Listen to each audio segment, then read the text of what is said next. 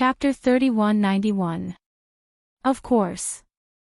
I'll make anything for you, young Mayorong said as she patted her daughter's hand. Sis, even if you want to eat the stars in the sky, I'll pick them for you, Jishin said with a smile. Go away, little brat. Don't be so rude, young Mayorong scolded her son. Grandma. Mommy is always worrying, right? Little Bean sat in her grandmother's arms. That's right. Your mother always makes people worry. But I heard that all geniuses are like this. They're naughty and mischievous. Uncle is always worrying, but Uncle is stupid. Little Bean laughed. Hey, little girl, you're just mocking Uncle. Jishin flicked Little Bean's head. It's time to eat. Everyone, come and sit down. Ha! Eating again. I can't eat anymore. Little Bean touched her round belly. They spent the whole afternoon at Green Tea Restaurant and ate a lot of fruits and desserts with Gao Buiyuan, Wei Yunchu, and the other kids. Now that Grandma mentioned eating, Little Bean almost vomited. You don't know how to control yourself. You always overeat. Pudding said. I can't control my mouth, Little Bean said matter-of-factly. Then don't complain that you're fat, I'm not complaining. Buiyuan likes fat women. You're too thin. He just doesn't like you. I don't need him to like me, Pudding retorted. Mommy. Look, Pudding said I. Little Bean began to complain again. Little Bean, you can't even handle your sister. Will you continue to be bullied when you have your second child? Jishin laughed at her. Humph, that's impossible. When the second child is born, we'll bully him together. Little Bean said. Okay, stop arguing. I'm having a headache. Huamin tried to calm them down. Mian, since you're pregnant, you should rest well, Chin Chu's uncle reminded her. Okay, uncle. I'll be careful. Originally, I wanted to ask Chu to take you to live there for a while. Coincidentally, I have some business there that I need Chu to help me deal with. Ever since Ningning started dating and came back to China, I've been really busy. But now, it seems like he can't leave because you're pregnant. It's alright, second uncle. If you need anything, I'll let him go over to help you. Huamin said. That won't do. The last time you were pregnant, Chu wasn't by your side. This time, no matter what, he has to accompany you throughout the pregnancy. The words of Chin Chu's second uncle warmed Huamin's heart. To be honest, the members of the Chin family were not bad. They were all reasonable people.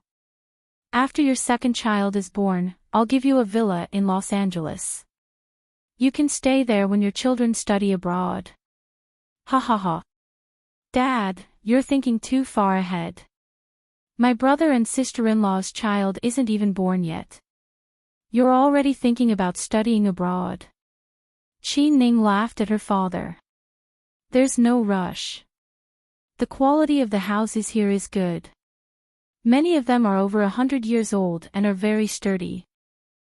When the second child grows up, it'll only be 17 or 18 years. Mian, I'll give you a villa in Los Angeles as a greeting gift. That won't do. It's too expensive, second uncle. Huamin immediately refused. Sis-in-law, don't mention it. My dad is very rich, Qin Ning said. You damned girl, are you trying to scam me? Qin Ning's father glanced at his daughter. Dad, if sis-in-law gives birth to a boy, won't it be too stingy of you to give him a villa? Qin Ning said deliberately. If Mian can give birth to a boy, I'll give him 20% of my shares. Wow. That's generous. Qin Ning exclaimed. No, second uncle. I can't take your shares. It wasn't easy for you to build up your business. Huamin didn't dare to accept his uncle's kindness. Second grandpa, you're too biased. Do you favor boys over girls? My sister and I are so nice to you. We even peeled pistachios for you. You ungrateful wretch. Humph.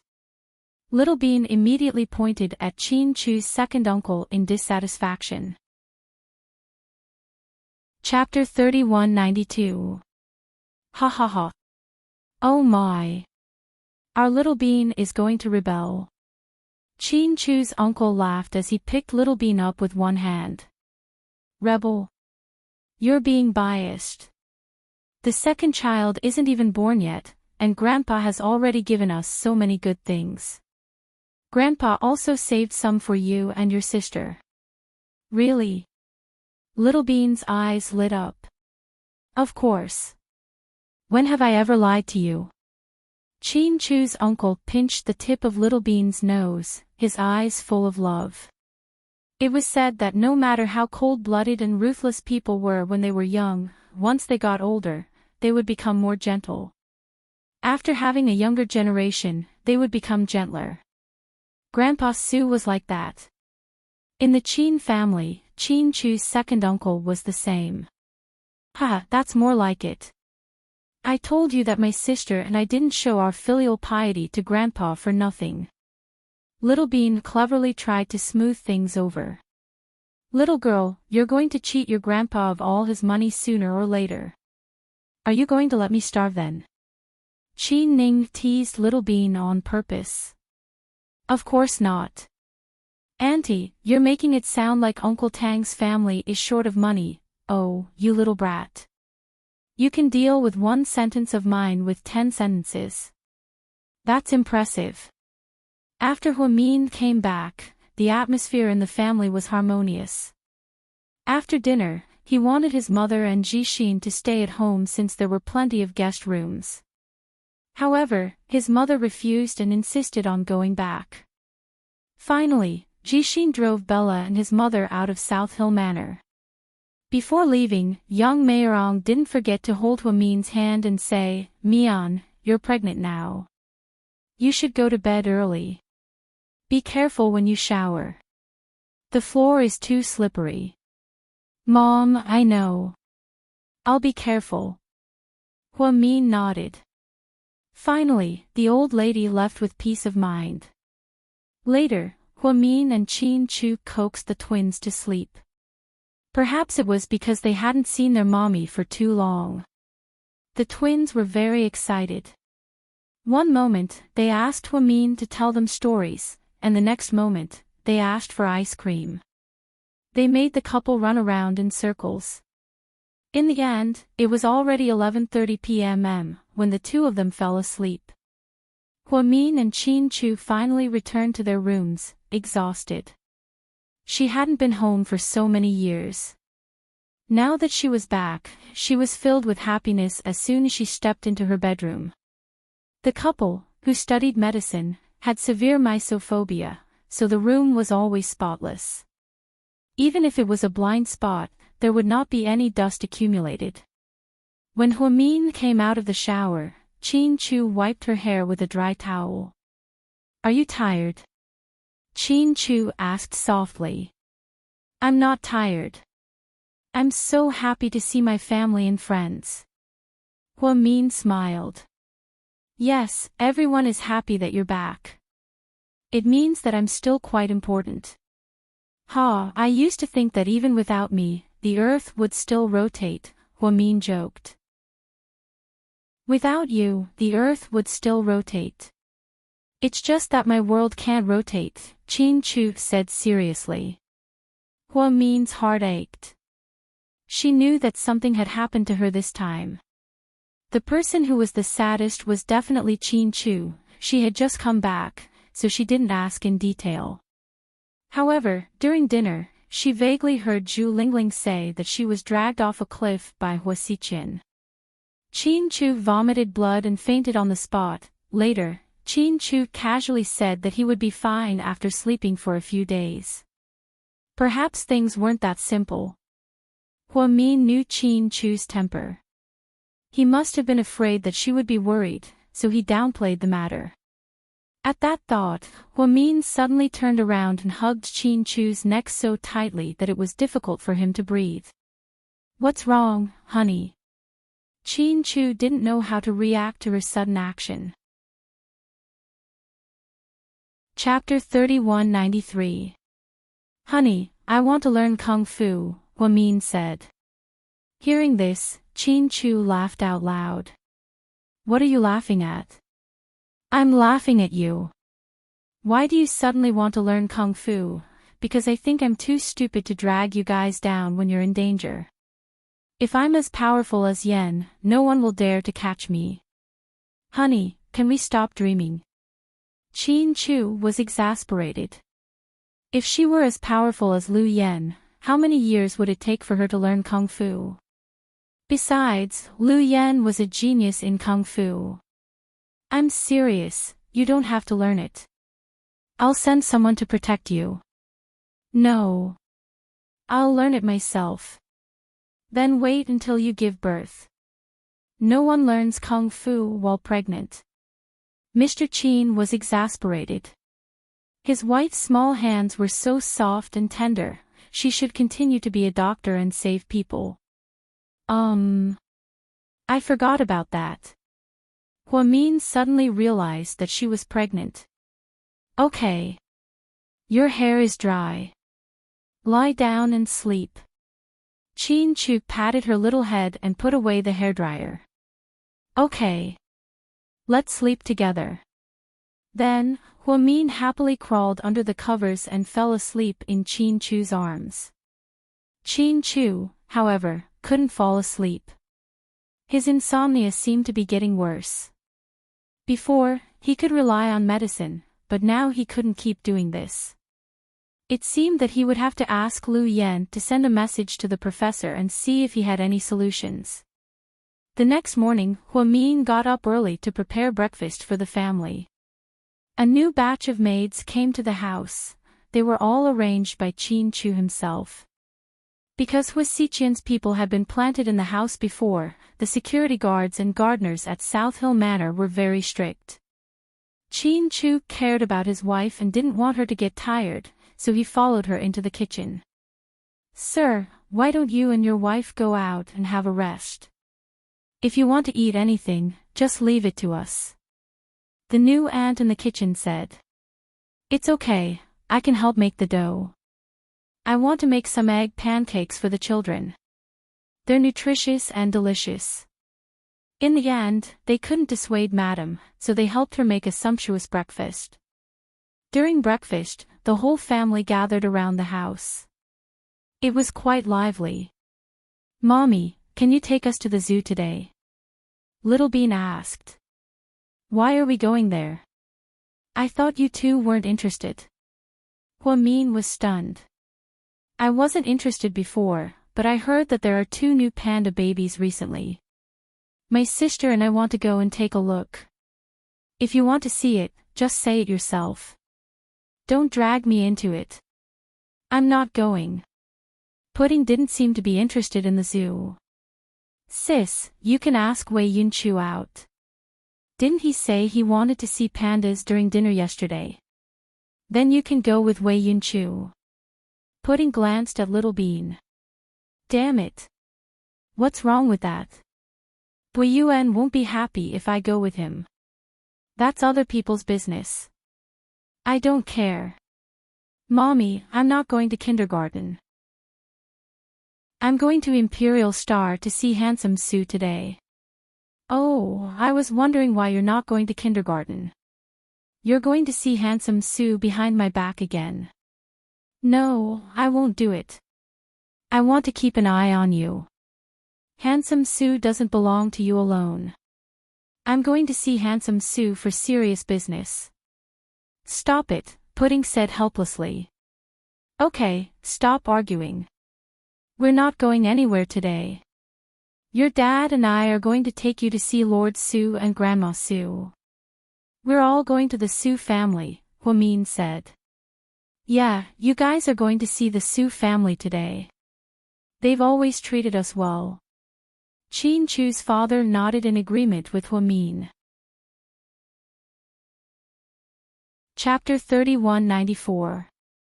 After dinner, Chin-Chu drove Huamian and the kids to visit the Su family. They bought a lot of things. Lady Su was home alone. Suyu wasn't there either. Seeing Huamin, Lady Su was touched. "Oh, it's good that you're back. We were so worried." "I'm fine, Auntie Su."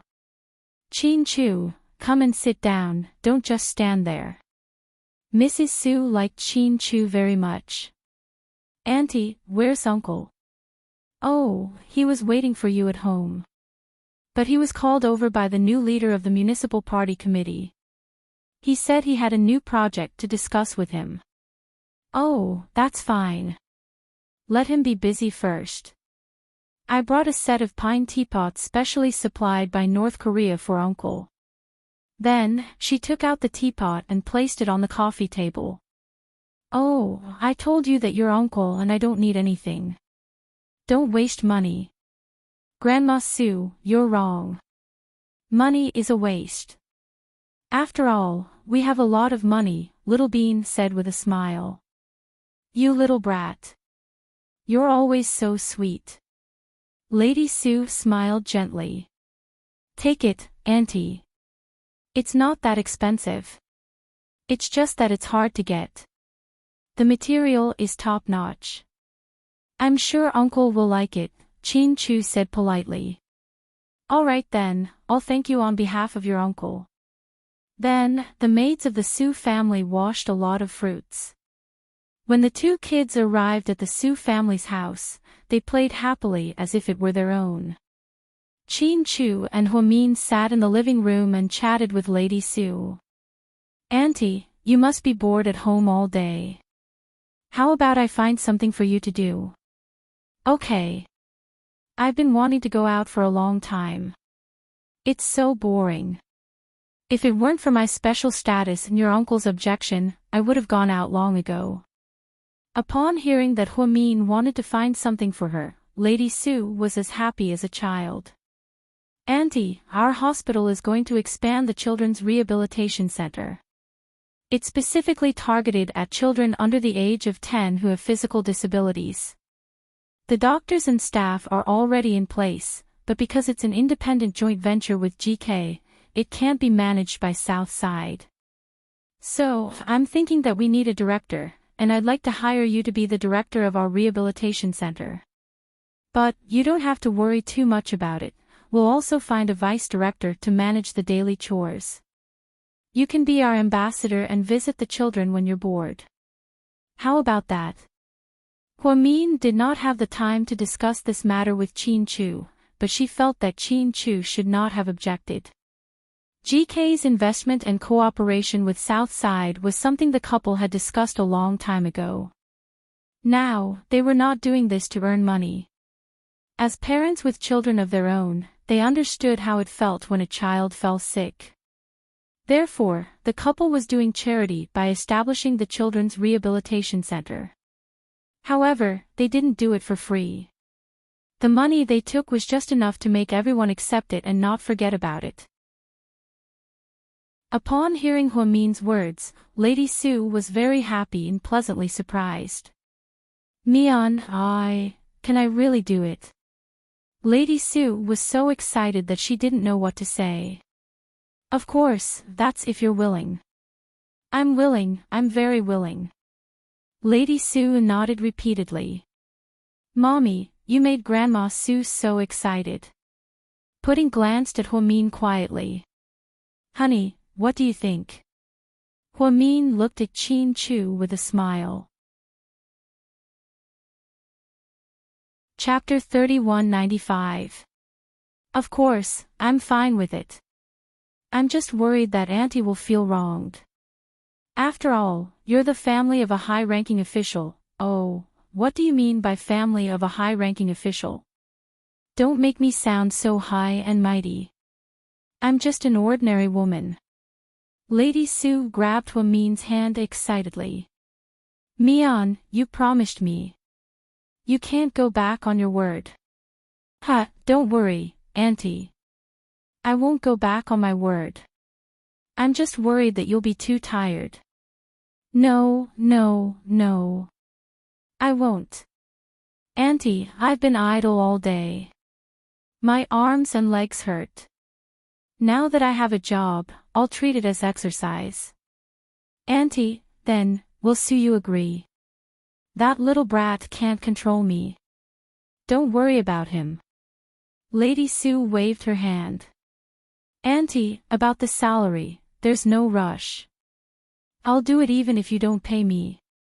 Just treat it as a volunteer, Lady Sue said happily. I can't do it without paying you. Auntie, you have a master's degree from a famous university. We were planning to hire someone else. The monthly salary is 30,000 yuan. It's not a lot, but it's still your salary. What do you think? Just give me 2,000 yuan. Huamin was speechless. Auntie, please don't refuse the salary. This is the fair treatment we want to give to the director. We don't treat you as an outsider. If you agree, Mian and I will be relieved, Qin Chu said. Seeing the couple so insistent, Lady Sue didn't refuse. Okay, then it's settled. When can I go to work? Lady Sue was anxious. Grandma Sue, you've been holding it in for too long. Do you feel like a criminal who's been released? Little Bean laughed. Don't talk nonsense. What are you talking about? Huamin immediately scolded Little Bean for her nonsense. It's okay. This little brat is right. I really feel like I was sentenced to life imprisonment and then suddenly released. Lady Sue was in a good mood.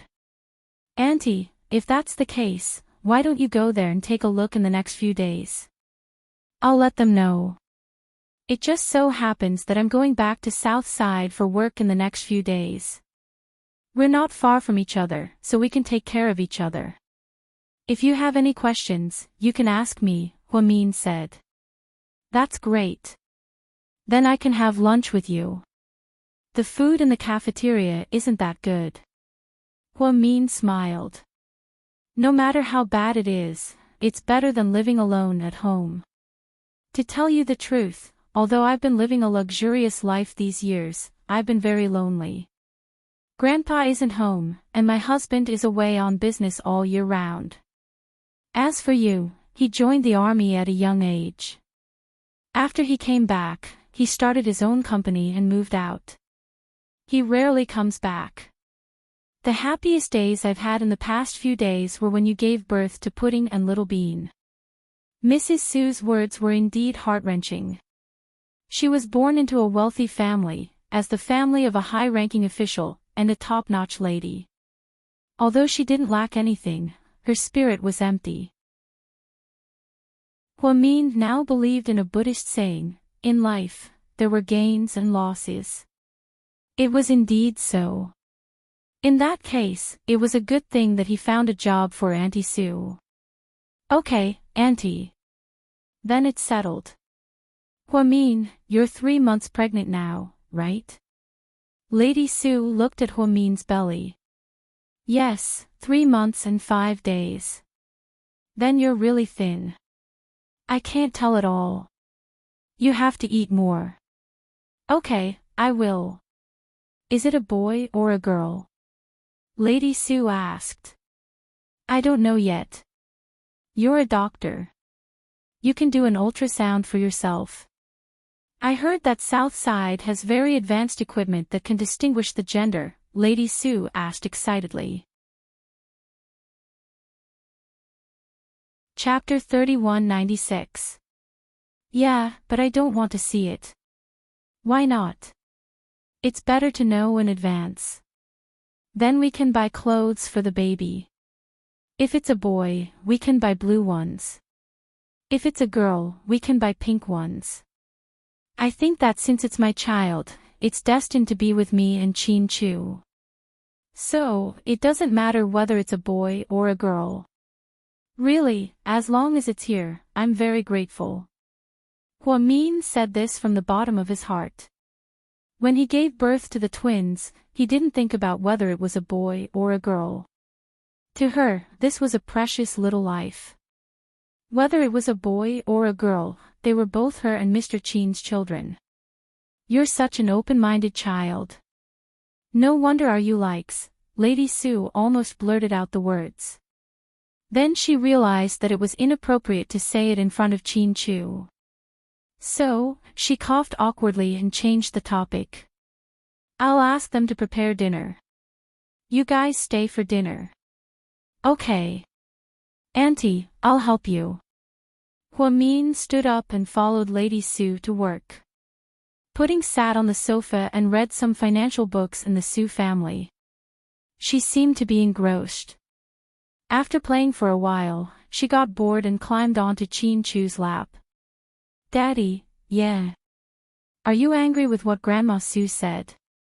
Are you jealous? Little Bean asked. Which one? Hee hee. Don't pretend. You know what I said. Little Bean smirked. You little girl. You're too nosy. How dare you gossip about your parents? Daddy, I think your little girl will be a paparazzi when she grows up, Pudding looked up and said. Go away. It's none of your business. I'm talking to Daddy. Don't cause trouble. Little Bean rolled her eyes at her sister. Your Grandma Sue didn't mean what she said. Why would I mind? Do you think your daddy is a jealous man? But Mommy said that Daddy used to be jealous. If you found out that someone liked Mommy, you'd kill them immediately, without leaving a trace. Did your mommy tell you that? When? Chen Chu looked at Little Bean with a smile. She said it was during school. At that time, indeed, so what about now? Aren't you angry that handsome Sue likes Mommy? That's impossible. Really? Daddy is so generous. Little Bean obviously didn't believe it. If he likes you, so be it. It's not like you'll be together with him. Liking him is a waste of time. Don't you always like Brother Xiaolu? You even watch her variety show. But even if you like her, will she like you? Little Bean, that's why no one can be with your mommy other than me, Mr. Chen said domineeringly. Daddy. I just realized today that you're really cunning. Little Bean was speechless. So you and your sister are like me. Chen Chu chuckled. Yes, yes, yes. If you say so, then I won't argue with you. Little Bean smiled and wrapped her arms around Chen Chu's neck.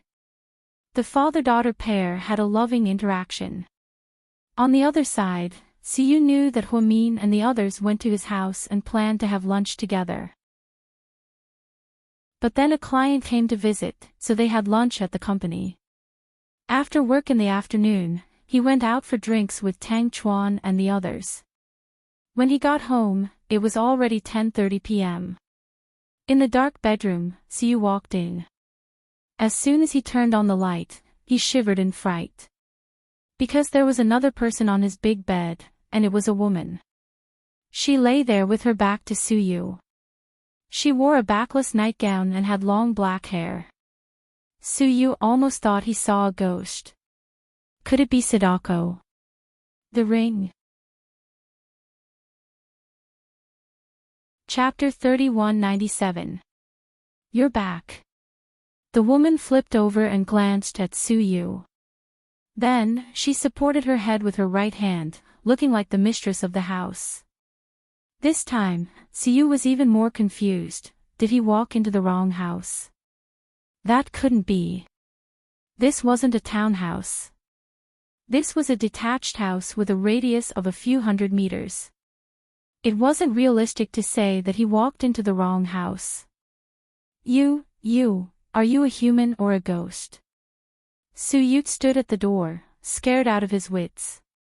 Fuck, of course I'm a human. The woman was a little angry. Miss, this is my house, right? How did you come in? Do you know that you're trespassing? If I call the police now, you'll face a few years in prison. If you don't want to go to jail, get out, Suyu was used to living alone. He wasn't used to having a woman in his house. If this was a man, he would go up and punch him. But she was a woman. He couldn't just hit her. So, it was an angry warning. Hey, how can you talk to me like that? Do you think I would break into your house on purpose? I don't need your money. There's nothing in your house that I can steal. You don't even have a famous painting worth 10 million yuan. Fuck, how dare you look down on me? What's the use of a famous painting? I don't like it. My box of red wine is worth more than 10 million yuan. Woman, are you from the village? Whose housekeeper is crazy? Suyu said. What? You have such expensive wine. It must be very old. I don't believe you. Show it to me. The woman licked her lips. Who do you think you are? I'll show it to you. Get out, or you'll get it. Suyu bluntly asked her to leave. I'm not leaving. I'm going to live here from now on. I'm the mistress of this house. I didn't fucking say I'm going to sell the house, Suyu said. I didn't say I'm going to buy your crappy house. The woman smiled. Don't fucking talk nonsense with me. Hurry up and get out before I throw you out. Suyu suppressed his anger. Everyone says that you have a bad temper.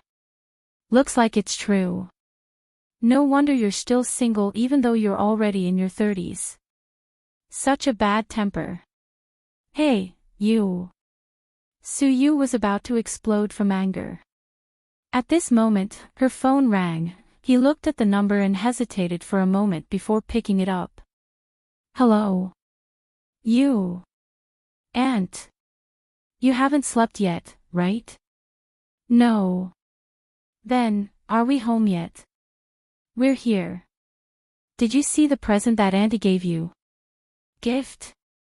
Suyu felt as if he had been struck by lightning. He was dumbfounded. Hello? Say something, you. Don't tell me that you were the one who sent that thing on the bed. Suyu asked. What's that thing?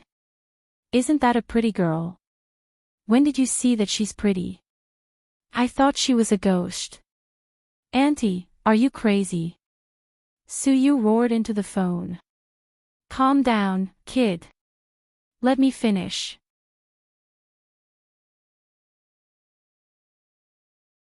Chapter 3198. Suyu's aunt, Suyume, wasn't his biological aunt. She was adopted from the Su family, but Suyu's grandfather loved her very much. He raised her like his own daughter. Before she got married, she had lived in the Su family's old mansion. She had a good relationship with Suyu's parents. After Suyu was born, she took care of Suyu for years. Later, when Suyu joined the army, she married into the province and seldom came back. Because of Suyu's grandfather, Suyu's aunt married a man who was now a provincial leader. Suyu's aunt was also a high-level official in the provincial bank. Maybe because she was too busy with work, she seldom came back. Suyu had a son and a daughter. One was in high school, and the other was in the 3rd year of middle school. A few months ago, Suyu's mother called Suyume and complained that Suyu was still single. However, his aunt was kind enough to keep an eye out for such a girl for Suyu. To her surprise, the girl was so friendly that she took the key to Suyu's mansion from Suyu's mother. She entered Suyu's house and slept with him. It was, Auntie, I'm really surprised. Surprised, right? I told your mom not to worry. You'll like her. Yes, I like her very much. I'll treat her well. Goodbye. Gritting his teeth, Suyu said, treat her well. Then he hung up the phone. Then he threw the phone on the floor. The sound of the phone hitting the floor startled Xing-Ro. Suyu reached out and pulled at his tie angrily, looking extremely irritated. Right? I told you I didn't break into your house. Auntie Sue asked me to come, the girl said confidently because she was Sue Yu's aunt. I'll give you 10 seconds. Why? The girl didn't seem to understand. Get out of here, right now, or I'll throw you out from the 4th floor, do you believe me? The 4th floor. Falling from the 4th floor won't kill you. At most, you'll break your leg. But if I break my leg, I won't be able to get married in the future. You, Sue Yu, will have to take care of me for the rest of my life. Sue Yu, do you know what it means to be shameless? Sue Yu glared at the girl. I know. You know I'm not wearing much, but you keep staring at me. That's shameless, Xing Rou said with a smile. Hearing her words, Sue Yu's face turned pale in anger. He immediately turned his head away from Xing Rou. Ha ha ha, what? You're shy. Don't worry. I'm not a stingy person. I won't ask you for money for a few glances. By the way, tell me your Wi-Fi password. I can't open it and wasted a lot of data. By the way, I'm hungry. I've been sleeping until now and there's nothing left in your fridge. Can you order takeout for me? I want hamburgers, fries, and iced coffee without sugar. Thank you. Hearing her words, Sue Yu raised his head and took a deep breath. He was afraid he wouldn't be able to control himself and would kill her. Was this woman sent by God to torture him? What the hell was she doing? You're Xing Rou, right? Sue Yu asked her patiently. No. My name is Xing Rou. Rou as in gentle. Ha. You don't look old. Is your hearing impaired? Do you have a hearing impairment? Is it the left ear or the right ear? Auntie Sue didn't tell me. If you have a hearing impairment, you should tell me earlier so I can decide whether to marry you or not. Will it affect the next generation? While the girl was talking to herself, Sue Yu was about to go crazy. Chapter 3199. Shut the fuck up. One more word and I'll kill you. Sue Yu was going crazy. You have mania, don't you? The woman pointed at Sue Yu. Sue Yu couldn't take it anymore. He picked up his cell phone and dialed a number. And, come up. In less than a minute, and broke the door open and entered. To protect Sue Yu, and had moved to the 1st floor of Sue Yu's mansion several months ago. Sue Yu had arranged a bedroom for him. When An received his boss's call, he thought something bad had happened. But when he saw a woman in a sexy nightgown on the bed, he was dumbfounded. What was going on? Did his boss want him to come in and have a threesome with her? President Sue, I'm not that kind of person, and refused immediately. What are you talking about? I told you to throw this woman out as far as you can. Hurry up. Sue Yu, you can't do this to me. I'm your future wife, the woman who will bear your children, Xing Rou yelled at Sue Yu. Go to hell. I don't have a wife as stupid as you. Get out of here as far as you can. Sue Yu was infuriated. He came back in the middle of the night and thought he would go to bed after taking a hot shower. Who knew he would end up with this crazy woman in the middle of the night? Miss, please leave. If I hit you, I'm afraid you'll break your bones, An said politely. You can't do this to me. I'm your future wife, Xing Rou said arrogantly to An. President Sue, what's going on? Nothing. I don't know which mental hospital she came from. Sue Yu didn't want to explain. Seeing this, Xiaoan didn't dare to delay any longer. He directly picked up the bath towel and put it on the woman, then pushed her out. Hey, Sue Yu, you can't do this to me. I'm going to tell Auntie Sue. The woman yelled, even if you tell the chairman, it's useless. This is my home. I have the final say. After the woman was taken out by An, Siyu tore off the bedsheet and threw it on the ground. Then, she took out a new set from the cupboard and changed the bedsheets, blankets, and pillowcases. Then, he took a shower and went to bed with peace of mind. He understood that his family had arranged a woman for him. But this kind of girl was really not his type. She was just like Su Jimin, who was brought here by his grandfather's former comrade. Without a word, An pushed Xing-ro out, closed the door, and locked it from the inside. Xing-ro couldn't open the door no matter how hard she tried. She stomped her feet in anger. In the end, he could only carry the box and walk out. There was even a towel draped over his body. Then, she cried and called Su Yu's aunt to complain. Unfortunately, this scene was captured by some paparazzi. Su Yu's aunt then called Su Yu many times, but he didn't pick up.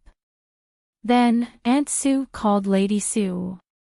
Lady Su called her son, but he still didn't pick up. Su Yu seemed to be really angry. In the end, he turned off his phone. But the next morning, it exploded. A photo of Xing-ro standing at the door in a nightgown was posted on the internet. Although her face was a bit blurry, her figure looked good. The title was, Young Master Su spent the night with a young model in his villa. Afraid that others would know, he had bodyguards escort her out in the middle of the night. Then, the news of Su Yu's new relationship spread. When Su Yu got up at 7 in the morning, he found that there were 128 missed calls on his phone. There were also hundreds of WeChat messages. He thought that his phone was infected with a virus. He was about to open it when Tang Chuan called again. Hello. Hey, Lord Su, you finally answered the phone. What's wrong? Su Yu still didn't know what was going on. Who's the girl who spent the night at home? Ha, is she good? What's her background? Why didn't you tell me? Tang Chuan started to gossip.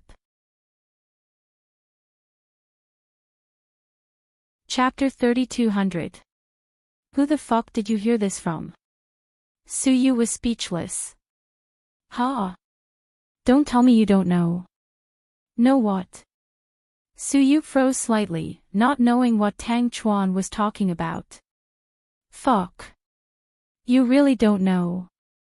Cut the crap. Hurry up and tell me what happened. I won't tell you. Hurry up and read the news. Ha. I'll go to your house in a bit. I have to go to work in a bit. Su Yu's face fell. Then I'll go to Imperial Star. Ha ha ha. Tang Chuan's laughter was creepy. Then, before Su Yu could say anything, he hung up. Only then did Su Yu open the headlines, and he was dumbfounded. Young model spending the night with him. Bodyguards escorting him. What the fuck? But Su Yu didn't care about the news. After all, many female celebrities in Imperial Star had tried all sorts of methods to be with him. They used the clumsy method of taking one-sided photos. Jian Tong and Zhao Qingya had used it. It really wasn't a big deal, so Su Yu glanced at the news and threw his phone aside. Then, he ate breakfast with An. And was getting more and more useful. He was even better than a nanny. Even the breakfast he made tasted better. Su Yu put some butter and honey on his bread. Then, he picked up a grilled sausage with his fork and took a big bite. He seemed to have a good appetite. President Su, yeah. Su Yu looked up at An. Who was that woman last night? How the fuck would I know? Su Yu looked innocent. But she has the key to our villa. Our neighborhood has always been very secure, so it's impossible for anyone to copy the key. When I sent her out yesterday, she was still boasting that she had the key and could come in at any time. I was so scared that I quickly locked the door from the inside. Smart. Su Yu pointed at An with his fork, praising his quick-witted brain. But after thinking about it, since he has our key, he must not be an ordinary character. Yes, my aunt found someone. Su said casually. Aw. Is he from your aunt's side? Shaoan had only seen Su Yume a few times, but he knew that she was a big shot in the province. She and her husband were both high-ranking officials. Yes. It seems that your aunt is also anxious about your marriage. Shaoan smiled. But you can't just send random cats and dogs to me. I'm not a place that takes in stray cats and dogs. Su said sarcastically. But why do I feel that the girl last night is quite interesting? Her personality is also not bad. Since you are so interested, why don't I give it to you? Su glanced at Shaoan. No. I don't want her. I can't control her. A girl with such a personality is more suitable for you, boss. Stop flattering me. Hurry up and eat. We'll go to the company early. There are a lot of things to do today. By the way, remind me. I'm meeting Pudding for lunch and then I'll take her to the stock exchange in the afternoon. Okay. After breakfast, the master and servant went to the headquarters of Imperial Star. They thought it was a small matter. But because of one thing, it changed qualitatively. The woman exposed in the news had opened a Weibo account. Her username was the female lead of Su mansion overnight. After she opened her Weibo account, she posted, "Some people with ulterior motives can stop now. Su is not gay and has good skills." Then, the whole Weibo exploded. In just half an hour, it became a hot search and stayed there. At South Hill Manor, Mommy, did someone attack handsome Su? Little Bean tugged at Hua Min's skirt and asked.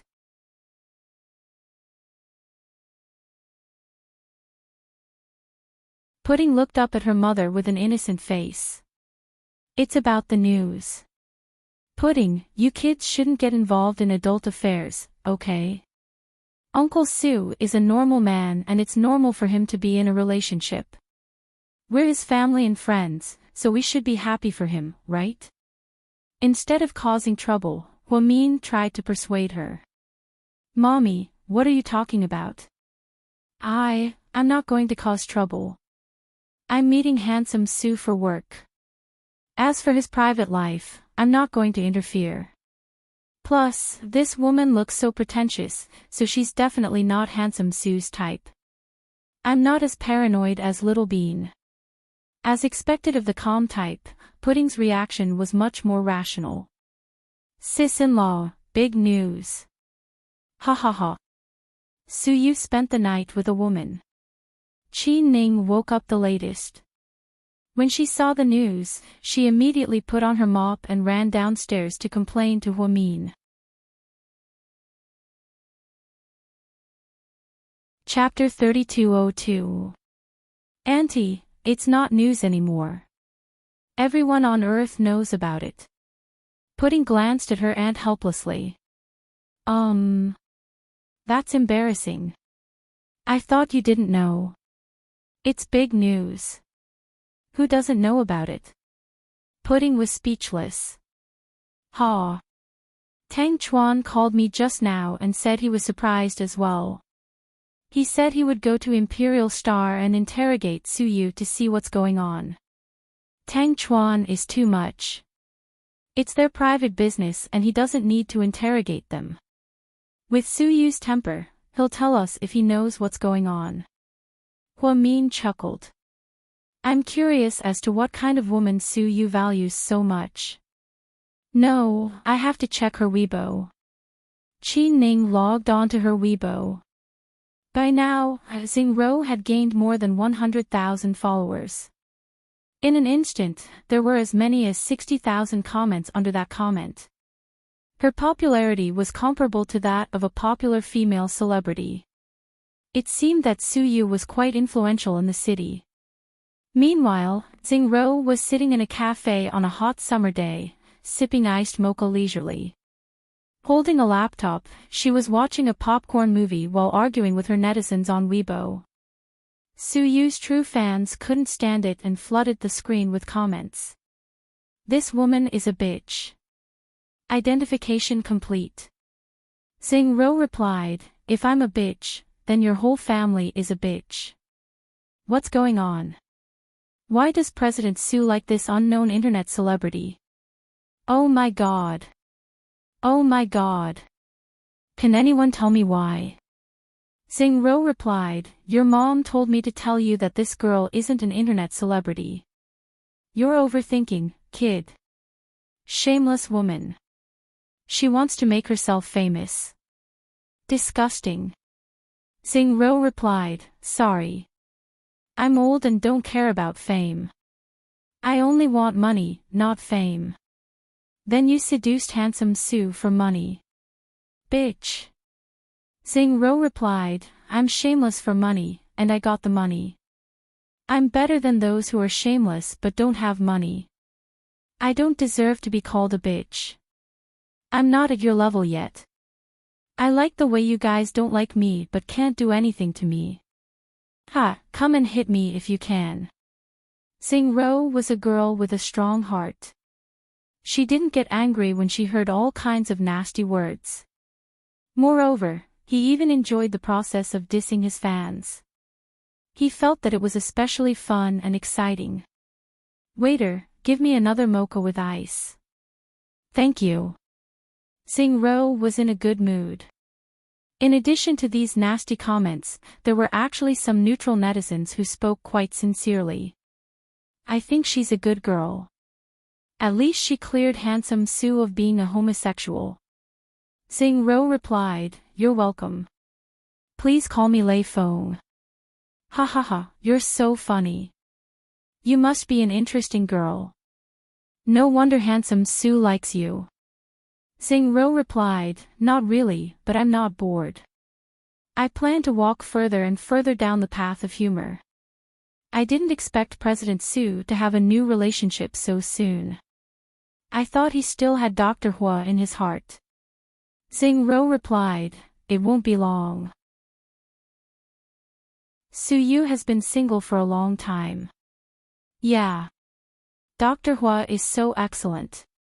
He should be young Master Su's true love. I don't want to see him and other people together.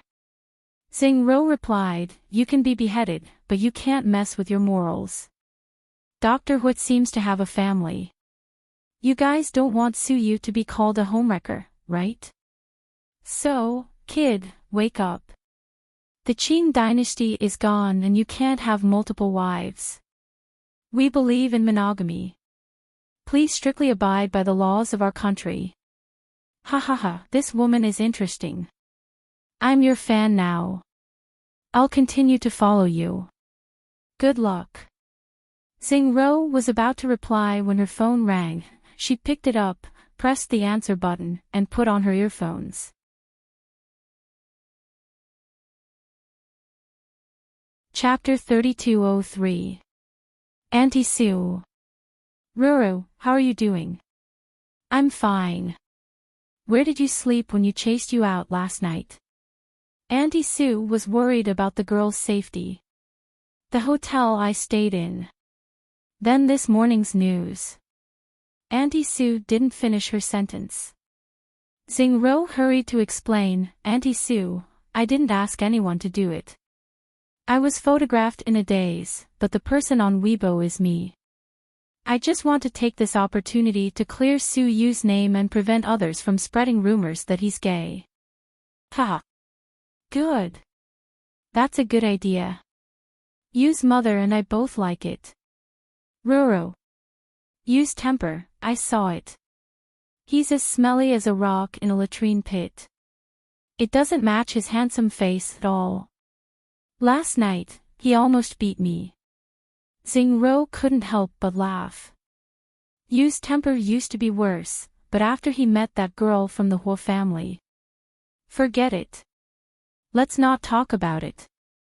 Anyway, Yu is a good boy. Ruru, work hard. There may be many difficulties, but once you conquer him, you won't be disappointed. I know. Auntie Su, what's the saying? Oh, right. Many people on the internet say that whoever gets you will get the world. But do you think the world is so easy to get? Ha! I like your sense of humor. You must take good care of yourself over there. Don't let your parents worry about you. If you need anything, call me. If I have a meeting and don't have time, you can go to use mother. I've told her to take good care of you. Okay. It's okay. Auntie Sue, I'm not abroad. It's okay. Nowadays, it's better to take your cell phone and wallet with you when you go out. Okay. You can keep in touch with you over there. After I finish my business here, I'll go over and talk to you. Okay. Auntie Sue, I'll leave you to it. Xing hung up happily and continued to criticize the netizens on Weibo. At the headquarters of Imperial Star. Lord Sue, just admit it. We're so close. Don't hide it from me. Tang Chuan was drinking the yogurt that Suyu had prepared for pudding with a straw. It was so childish. Fuck you. You won't be able to recruit my grandpa either. Our Tang family members don't look for jobs outside. Get lost. Don't make trouble for me here. I'm so busy. Suyu had to deal with Tang Chuan while dealing with his work. But if it's really nothing, why did the girl go to Weibo for verification? It's really strange. How the fuck would I know? Suyu also had an innocent look on his face. But to be honest, I can't see her face clearly in the photos I took last night. But she has a good figure. What does she look like? Call her out and let us see her. Tang Chuan continued to gossip. I'll say it again. I don't know her. I don't know that crazy woman. My aunt sent her to me. Suyu felt like he couldn't clear his name even if he jumped into the Yellow River. In the dressing room of the female stars at Imperial Star, after taking a set of photos, Nia Lingxian, who was resting, took a cup of water from a staff member. Hey, have you heard that President Su has a girlfriend?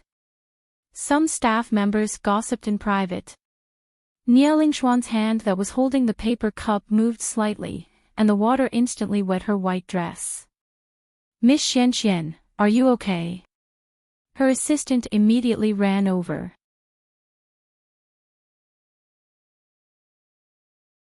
Chapter 3204. I'm fine, look, your gown is soaked. I'll get you a new one, Lulu, it's okay. Tell the cameraman that we're done for today. Nia Lingxian waved her hand tiredly. Ha! We're done. But this is for the promotion of your new movie. No. I'm dizzy and not feeling well. I see. Okay, I'll tell them and go to the hospital with you. Wait for me. By the time the assistant came back, Nia Lingxian had already left. Ha! Where's Miss Xianxian? The assistant was dumbfounded. Miss Xianxian left. She doesn't look well, a staff member said. Nia Lingxian didn't bring her assistant. She didn't even have time to remove her makeup or change her clothes. Instead, she went downstairs to the garage to get her car. She drove home in her white Maserati sports car. After becoming famous, Nia Lingxian lived by herself. She bought a 200-square-foot duplex in the city center. To protect her privacy, she didn't even hire a housekeeper. When she wasn't home, her assistant and agent would hire a housekeeper to clean the house. Fortunately, Cece lived here. Her parents were traveling abroad and she was bored at home. Rick and his subordinates, on the other hand, found a place to rent for a short period of time in the neighborhood to stay temporarily. Sis, you're back early today. Cece was happy. Yeah. Sis, what's wrong? You don't look well. Cece looked at her sister carefully and found her sister's expression was strange. I'm fine. I've been working too much lately and can't take it, Niao Lingxian said. Don't tire yourself out. Money is endless, but our lives are limited. Sis. Cece hugged her sister's shoulder and said coquettishly. Okay, I know. Is your company so busy these days? I'll tell Sister Mian and ask her to tell President Su not to exploit you. No, don't. It's not President Su's fault. I took so many jobs for myself. It has nothing to do with President Su. Look at how anxious you are. I just said it. You're so protective of him. It seems you still haven't gotten over him, right? Cece guessed. Niao Lingxian was upset. Sis, did you see the news? Cece suddenly remembered the news she saw on her phone this morning. Niao Lingxian didn't say anything. Sis, you have to see the truth. President Su is from a wealthy family and has never lacked women. Let alone a new relationship, even if he changes a new one every day, we can't interfere. I know. Why are you still sad when you know? Aren't you expecting too much from him?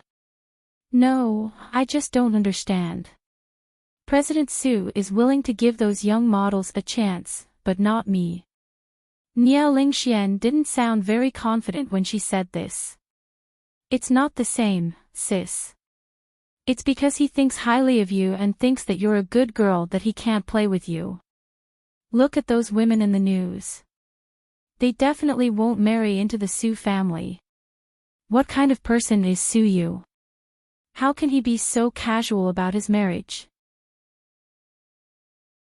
It's still better than never being close to President Su. Niao Lingxian sounded aggrieved and choked with sobs. Sis. You're wrong. I just like Su Yu. What's wrong with that? Niao Lingxian suddenly refuted her sister in agitation. It was the first time Cece had seen her usually obedient sister so agitated.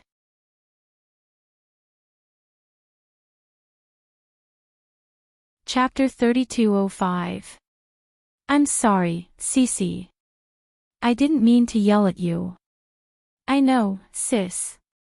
We grew up together. I know you well. Sigh. I'm just a bit confused, I know, sis. Let's not think about it. I'll go shopping with you. You're so rich, but you don't spend much. I want to buy new clothes, and you want to buy them for my baby. Okay. I'll buy them for you. And for Luke. Cece smiled. That's not a good idea. Isn't your boyfriend very rich? Don't trick me. You're my sister.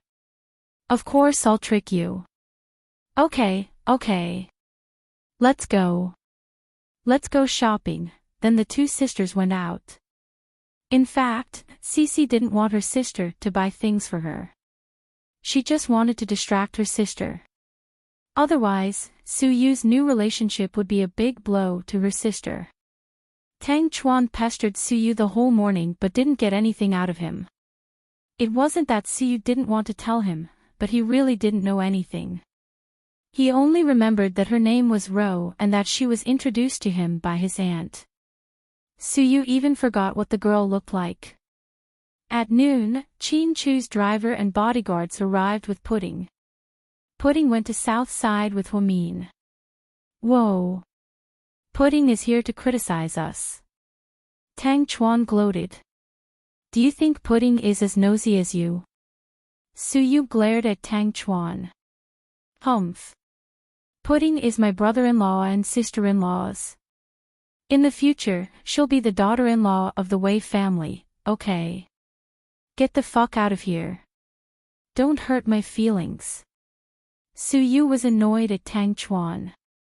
When Pudding walked in, Tang Chuan didn't forget to tease her.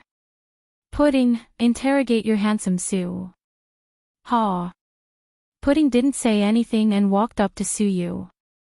President Su, can we go for lunch now?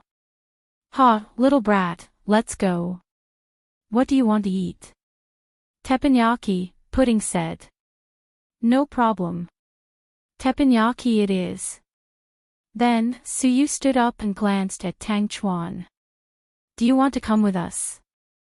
No, I'm going with Ningning to a farmhouse to eat salted fish pancakes.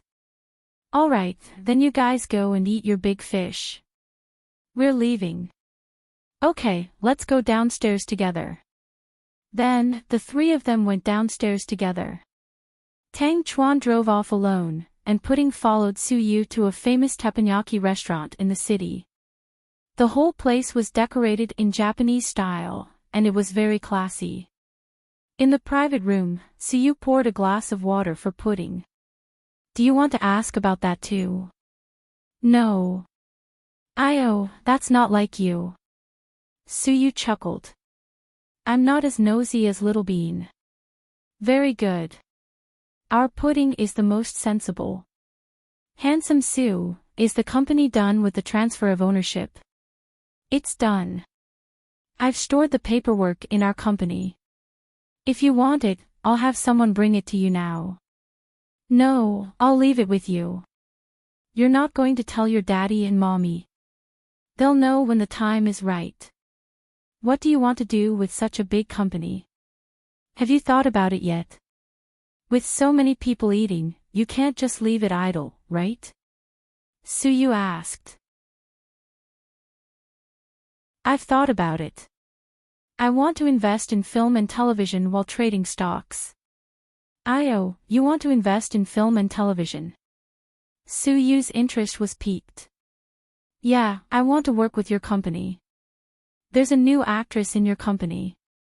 She's not very pretty, but her acting skills are off the charts.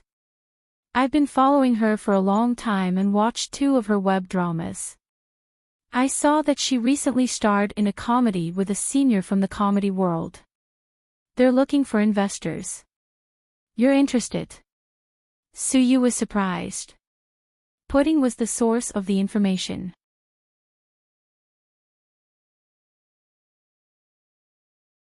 Chapter 3206. Yeah, I'm very interested. I've looked at it. There's very little investment and the actors aren't very famous. So, 30 million is enough for post-production. Right now they're raising funds.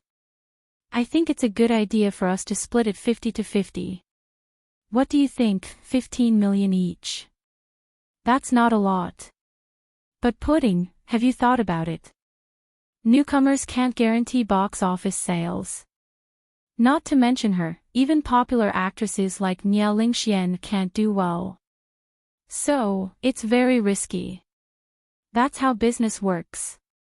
If I'm afraid of losing money, I'll just put it in the bank and earn interest. Before Suyu could speak, Pudding continued, but I'm afraid it won't be enough to keep up with inflation. You're so mischievous. Every word you say is reasonable. So, what do you think? Pudding asked Suyu in all seriousness. I still think 15 million is too much for your first film investment. How about this? I'll take 25 million and you take 5 million. If we make money, we'll split it 50-50. No. We're talking about business. I don't want Handsome Sue to take care of me. After all, I'll have to face this alone in the future. Handsome Sue, you can't take care of me for the rest of my life, right? Pudding's words always shocked Suyu and were very persuasive. Okay. You win. Yay. Then it's settled. I'll transfer the money from my company's account to your company's account. Then you can do the rest. I only have one request. What is it? Suyu thought the girl wanted to make sure she made money by asking Suyu to help her arrange the film's ratings or promote it. But to his surprise, she didn't. Little Bean and I want to make cameos. Ha! You want to make cameos? Suyu was even more surprised. Yeah, I looked at the script. There's a scene where a pair of children are kidnapped by human traffickers. The female lead saves the children and ends up with a police officer who solves the case. Little Bean and I want to play the role of the kidnapped children. But your mommy won't agree. Suyu had heard from Hwamin that she didn't want her child to show his face in public, let alone enter the entertainment industry. I have my ways to convince mommy and daddy about this matter. You just need to promise me. After all, Suyu was the big boss of Imperial Star, so it wouldn't be difficult for him to do such a small thing. Then, well, but don't make your mother angry. She's still pregnant. Suyu warned. Handsome Sue, you're so biased. You even favor mommy when you talk to me. No. Suyu was a little embarrassed. Daddy will be jealous if he knows. Hurry up and restrain yourself. Ugh. I'm really not. I'm just worried that your mommy is pregnant. Everyone, try not to make her angry. Pregnant women are the most important. Suyu tried to explain. Alright, you don't have to say any more. I understand you. What do you know? You little brat. Suyu smiled helplessly. Then, the waiters brought out the dishes one after another. They seemed to be having a good time. Pudding was very low-key, just like Chin Chu. She was so low-key that she rarely posted on her WeChat moments. But Little Bean was different. She would post it even if she wanted to eat ice cream. When they were almost done eating, Pudding suddenly asked, "Who was the girl who slept over at your house last night?" You said you wouldn't ask. You couldn't help it, right? Suyu smiled faintly. No, I'm just curious. What kind of woman can sleep over at your house for one night? She didn't sleep over there for one night. I threw her out in the middle of the night, okay? Suyu hurriedly explained. So, did you order her? Pudding asked in all seriousness. Suyu almost vomited blood when he heard this.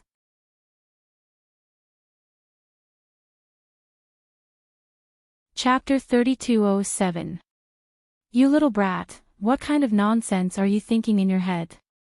Handsome Sue, you don't have to be embarrassed. You're a normal man and have needs. But be careful when you order takeout. Suyu was speechless.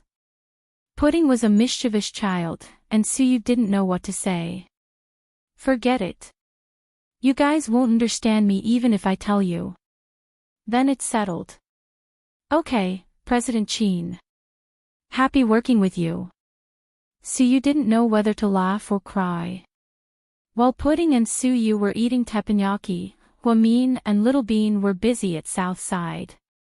Vice Director, you're back. Vice Director, good afternoon. I haven't seen you in a long time. Vice Director, the babies are 4 or 5 months old, right? Is this your debut or air bow? They're so cute. After Hwamin returned, the doctors and nurses at Southside all came over to greet the mother and daughter. Being surrounded like an animal, Little Bean was also very unhappy. They didn't know the real situation and thought that Hwamin was on leave because of her pregnancy. After all, the first 3 months were a sensitive period. I haven't been back in a long time. How's everyone? Hwamin smiled. We all miss you, Vice Director. We're not used to your absence. President Wu came back a few times, but he didn't feel as good as when you were here. Go back to your work. I'll go back to my office to get some files. I'll talk to you guys later. Okay, Vice Director. Let me know if you need anything. Only then did the crowd disperse. Hwamin held Little Bean's hand and walked upstairs. Mommy, they all seem to respect you. Yeah. Do you know why? Hwamin asked. Because you're the leader. Not entirely. Then they think highly of you because your family is rich, Little Bean said. That's not right. Then, it's because they think that mommy is popular and good-looking. It has nothing to do with looks. Your mommy is not Lin Qingxia. Why would she use her looks to please others? I don't know. Little Bean pouted. Actually, they all respect mommy because mommy has professional ethics and prioritizes saving people. Oh, I see. Little Bean seemed to understand. Huamin's contributions to the Southern District over the past few years were obvious to all. Many of the patients who were sent to the hospital for emergency treatment were saved because of Huamin's prompt decision. Once, after operating on a man who had been in a car accident, the man recovered and ran away without paying. In the end, Huamin was the only one who paid for it. Everyone felt bad and wanted to share the burden. However, Huamin said that he was the leader and had the greatest responsibility. These little things were the reason why everyone respected him. Little Bean, remember mommy's words. You don't have to be a saint or a noble person in your life. You don't have to have a good reputation like Lei Feng. You don't have to be a good person. But, you must have a kind person. Mommy, I know. Isn't the first line of the three-character classic that says that people are inherently good? Little Bean reacted quickly and deduced many things. Yes, that's right. Mommy doesn't ask you and your sister to grow up to be successful. I don't ask you to contribute to society or have such great thoughts and self-awareness. I just want you two to be good people and live a peaceful life. Then, you can do things honestly and don't take anyone seriously. Wow, that sounds so profound. Although I don't really understand, mommy is right. I will listen to mommy. Little Bean nodded obediently. Chief, you're back to work so soon. Chen Jia was surprised and happy to see Huamin at the office door.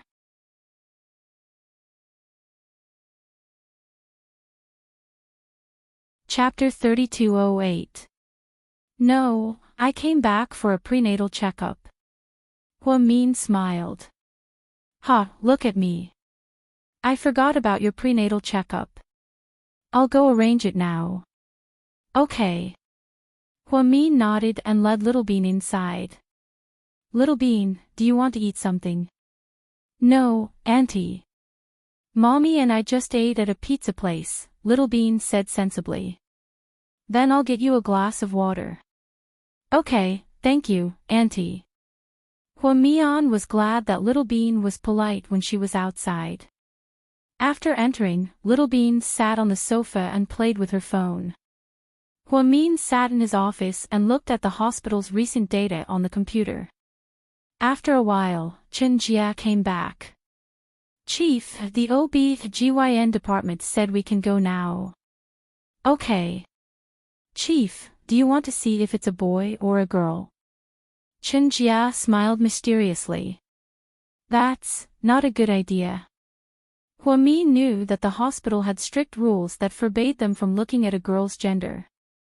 He was afraid that some people would prefer boys over girls and abort the baby if they found out it was a girl. So many innocent lives were lost before they were born. It's okay. We're just looking at the gender.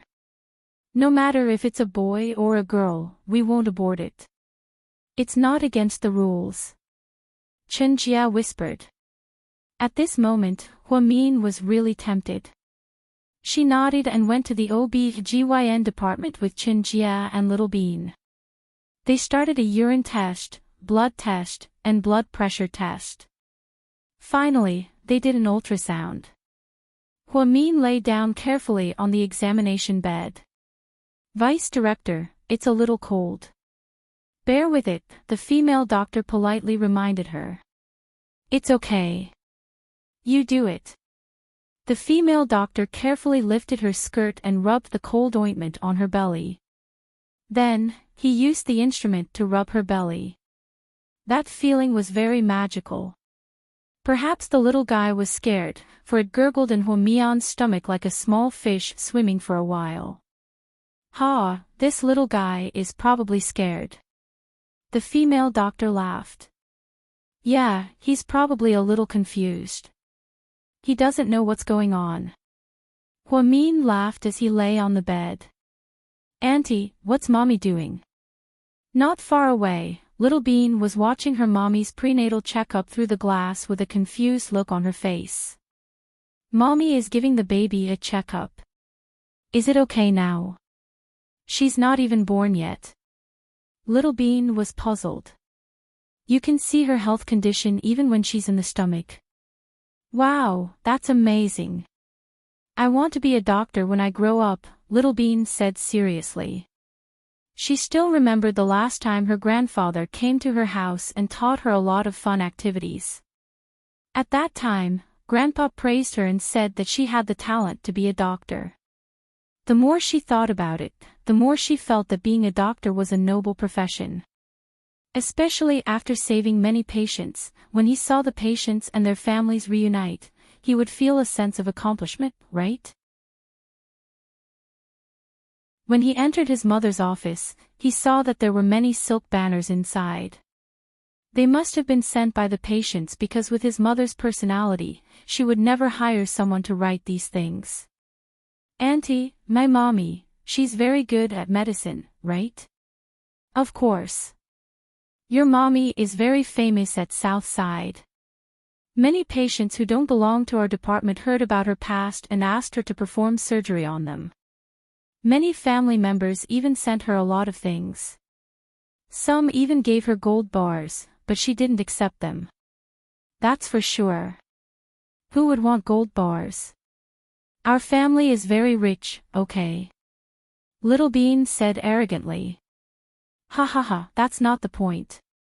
The point is that our director is very honest, okay? Yeah, my mommy said that a gentleman loves money and should take it in a proper way. You can't take money that doesn't belong to you, Little Bean said. On the other side, the female doctor looked at Huamin meaningfully and smiled. Deputy Director, I saw the baby's gender.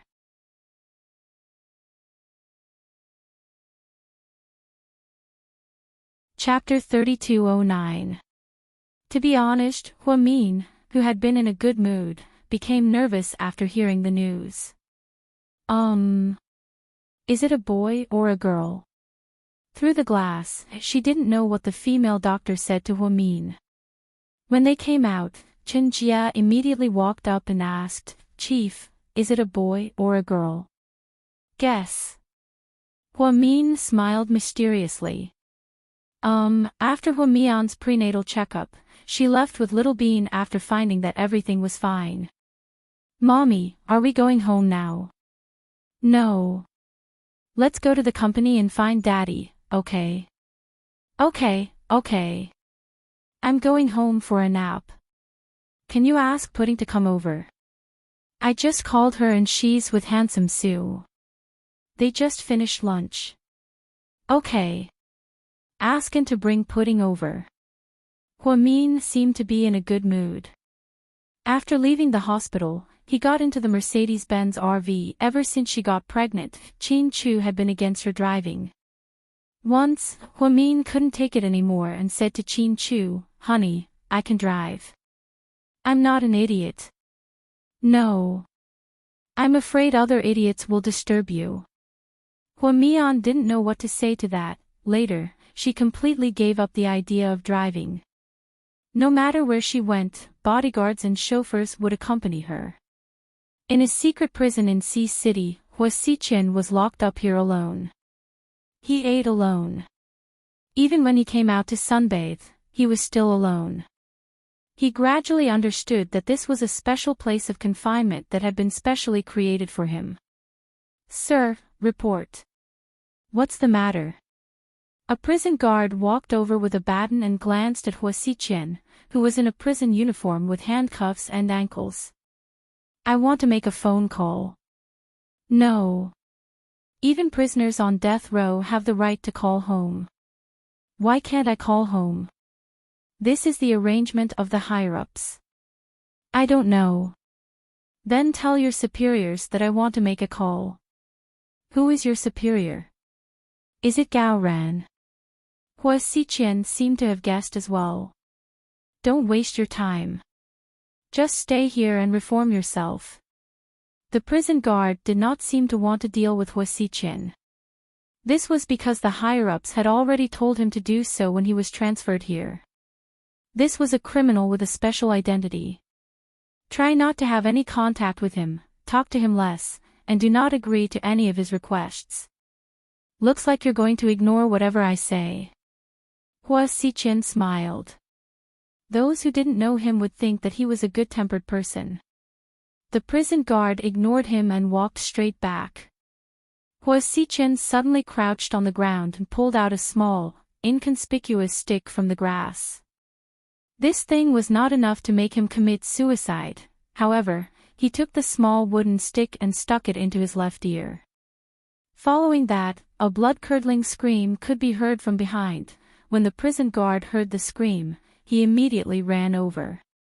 When he saw Hua Xiqian's left ear bleeding profusely, he was scared out of his wits. Calling the central control room.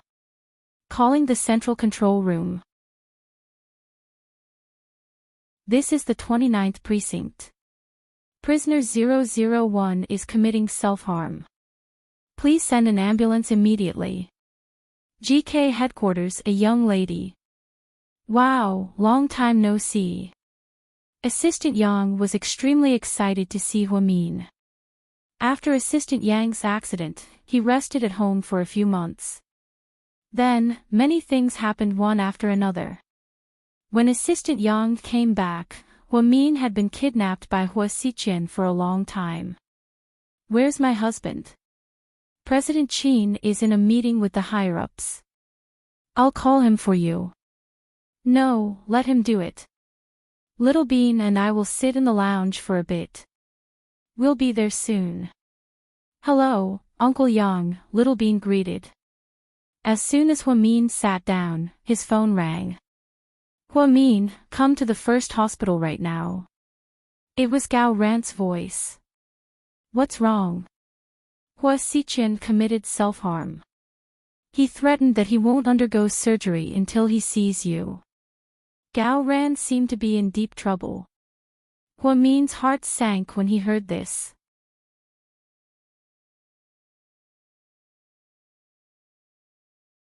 Chapter 32:10. When did this happen? Just now. Where was he hurt? His eardrum was pierced by something like a tree branch.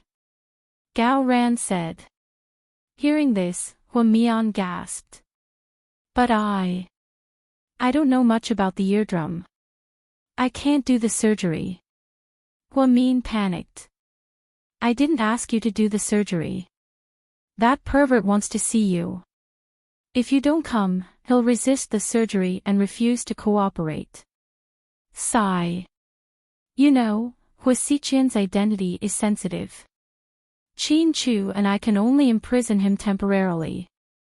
We can't kill him, but we can't let the higher-ups know. This is complicated. Gao Ran knew from the beginning that taking over Hua Xiqian, this hot potato, wouldn't be easy. But he had been friends with Qin Chu for many years. If he didn't help, who else could?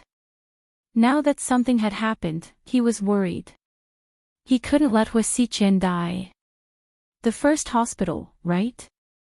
I'll be there right away. Okay. We'll wait for you here. Be quick, Huamin. I know. After hanging up, Huamin called Yang. A young lady. Yang, take care of Little Bean. When President Qin comes out, give the child to him. I have something urgent to deal with. I'll pick her up later. Okay. I'll call a cab for you. No. I brought a driver and bodyguard. Little Bean. Huamin squatted down and patted Little Bean's head. I know. Mommy, go do your work. I'll listen to Uncle Yang. I'll wait for Daddy. Okay. Mommy will pick you up later. Be a good girl. Okay. Little Bean knew what was important. Seeing her mommy in a hurry, she nodded obediently. 15 minutes after Huamin left, Chin Chu came out of a meeting. When he saw Little Bean playing games at the door, his eyes softened. Little Bean, why are you here? Daddy, you're out. Little Bean immediately put down her phone and was carried by Chin Chu. President Chin, a young lady just came, where's my wife? Chin Chu looked around and didn't see Huamin. Later, when she saw that you were in a meeting, she said that she would wait outside. However, she received a call and seemed to have something urgent, so she left. She asked me to look after Little Bean and said that when you came out, she would hand Little Bean over to you and come back later. Oh, okay. With that, Chin Chu carried Little Bean all the way to his office. President Chin, regarding the proposal just now, I have 2 more points to add. The director of the marketing department hurriedly caught up with Chin Chu. Let's talk about it later, Chin Chu said faintly. The marketing director was confused. Don't you see that Little Bean is here? Hurry up and leave. We'll talk about it when the president is free. Yang waved his hand and sent them away. With Little Bean in his arms, he walked into the spacious office. Wow, Daddy's office is the best. It's big, beautiful, and cool. It's nothing like Mommy's small warehouse. Little Bean was so happy to have the air conditioner on a hot summer day. What's wrong with your mommy's office? Chin Chu teased her. It's small. I don't understand. Mommy is the vice director of South Side. With so many patients, she should be very rich. Why does she have to have such a small office? It's because your mommy loves that office and doesn't want to move out. Chin Chu was helpless about his wife's temper. If I were mommy, I would definitely have an entire floor for my office. The hundreds of square meters would all belong to me. Then I think you're not going to work. You're going to enjoy life. Chin Chu laughed. Right, Daddy, give me 10,000 yuan. Little Bean reached out her hand. Chin Chu was speechless.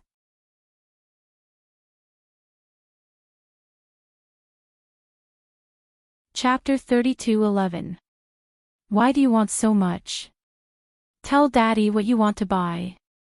Although Chin Chu loved his daughter, he wasn't crazy enough. Little Bean was so young, why would she want 10,000 yuan?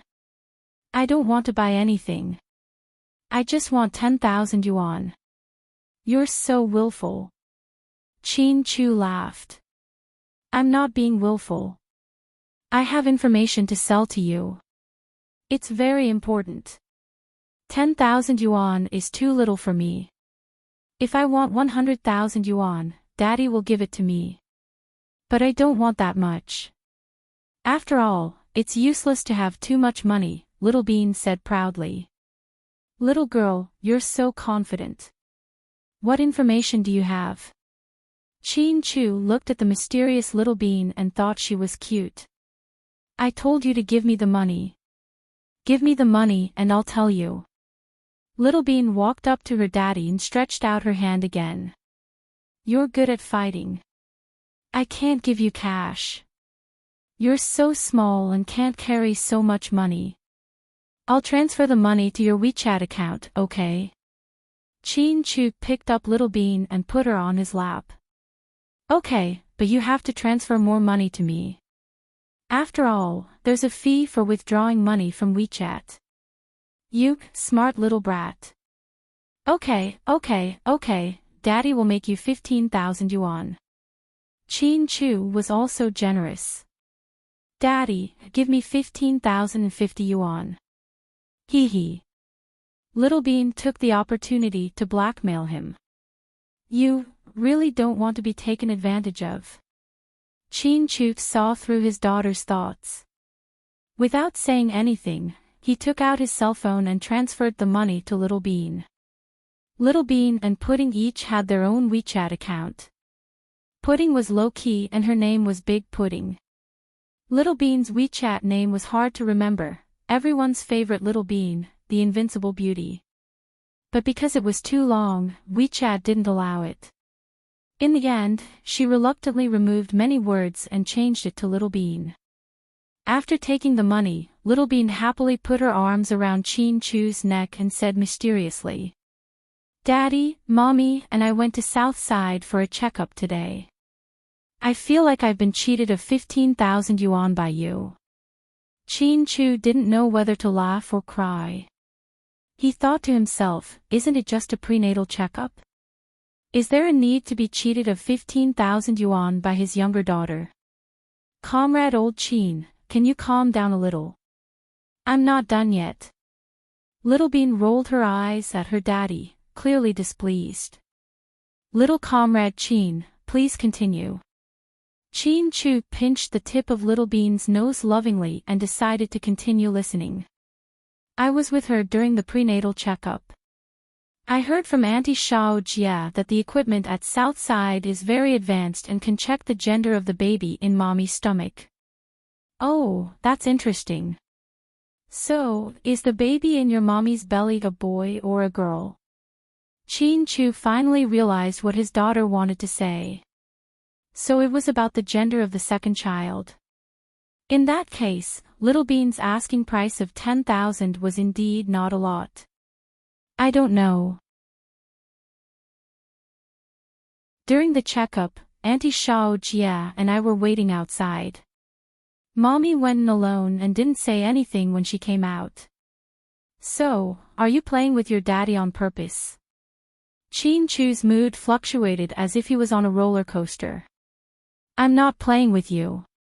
I'm not done yet.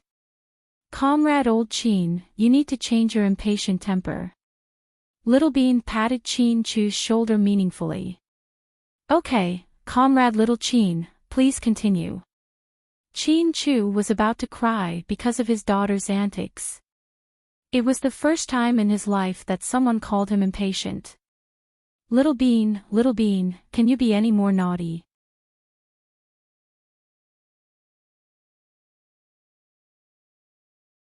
Chapter 32:12. Although Mommy didn't say and Auntie Jia didn't ask in front of me, I guessed from Mommy's actions. "What did your mommy do?" Chin Chu asked with a smile. "We were supposed to go home after the checkup, but Mommy suddenly said she wanted to come to the company to see Daddy. Isn't she excited?" Little Bean's analysis was very reasonable. "Very good. Continue to analyze, Comrade Chin. So I'm sure Mommy knows the baby's gender. Since she came to see Daddy so excitedly, it must be a little brother." "How can you be so sure? What if it's a little sister?" "That's impossible. Although you all say that boys and girls are the same, we already have me and my sister. Our family doesn't lack girls. So, if Mommy really is pregnant with a little brother, everyone will be happy. Grandpa and Grandma also secretly talked to my sister behind my back. They said that if this baby is a boy, our family will have a successor." Hearing Little Bean's words, Chin Chu couldn't laugh anymore. To be honest, it was quite sad for such a young child to know these things. Chin Chu kissed Little Bean's forehead lovingly. "Little Bean, Daddy and Mommy love you and your sister very much. No matter if Mommy gives birth to a little brother or a little sister, Daddy will love you and your sister just as much as before." "Of course I know that. They all say that daughters are their father's lovers in their previous lives. So, Comrade Chin, you don't have to rush to explain. I believe you won't abandon your two lovers in your previous life." Little Bean comforted Chin Chu. Although this sentence was funny, Chin Chu was touched by his daughter's words. Although Little Bean wasn't as sensible as Pudding, she was still a chatterbox and a foodie. However, when he really got serious, it was really hard to resist. Fortunately, Mr. Chin had strong willpower. Otherwise, he would have burst into tears after just a few sentences. "Yes, we'll always be a family. Daddy and Mommy love each and every one of you the same, just as much. Okay, Comrade Chin, don't be sentimental. I think it's a good thing for Mommy to give birth to a little brother. Think about it, who will inherit such a big family business? No matter how powerful my sister is in the future, she's still a woman. When she gets married, will our family's money be given to other families? At that time, wouldn't Uncle Wei's family have more money than our family? So, when Mommy gives birth to a little brother, our family will take care of our company. If my sister and I get bullied, our family will protect us. When you and Mommy are old Mommy, if we can't take care of you, we'll have a little brother to share. So, I think it's a good thing that we have a little brothers of our family. Little zestes of tssest tasses, t of savovs. Little Bean, you're right. Very good. Daddy is proud of you. T to t t t t t to a to. Didn't you eat with Mommy already? Tart's a snack, not a staple. Fine. In the end, Chin Chu was completely defeated by his daughter. By the way, don't tell Mommy about this. She doesn't like it when I eat sweet things, Little Bean said guiltily. Speaking of Huamin, Chin Chu suddenly remembered what Huamin had been busy with. He picked up the phone and called Huamin.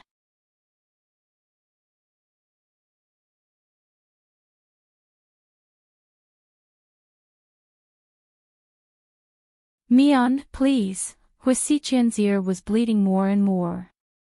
Huamin felt nauseous. She turned her head and began retching.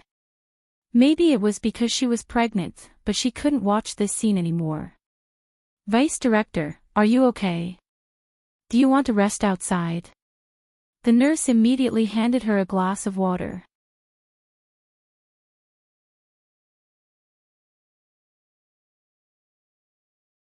Chapter 32:14.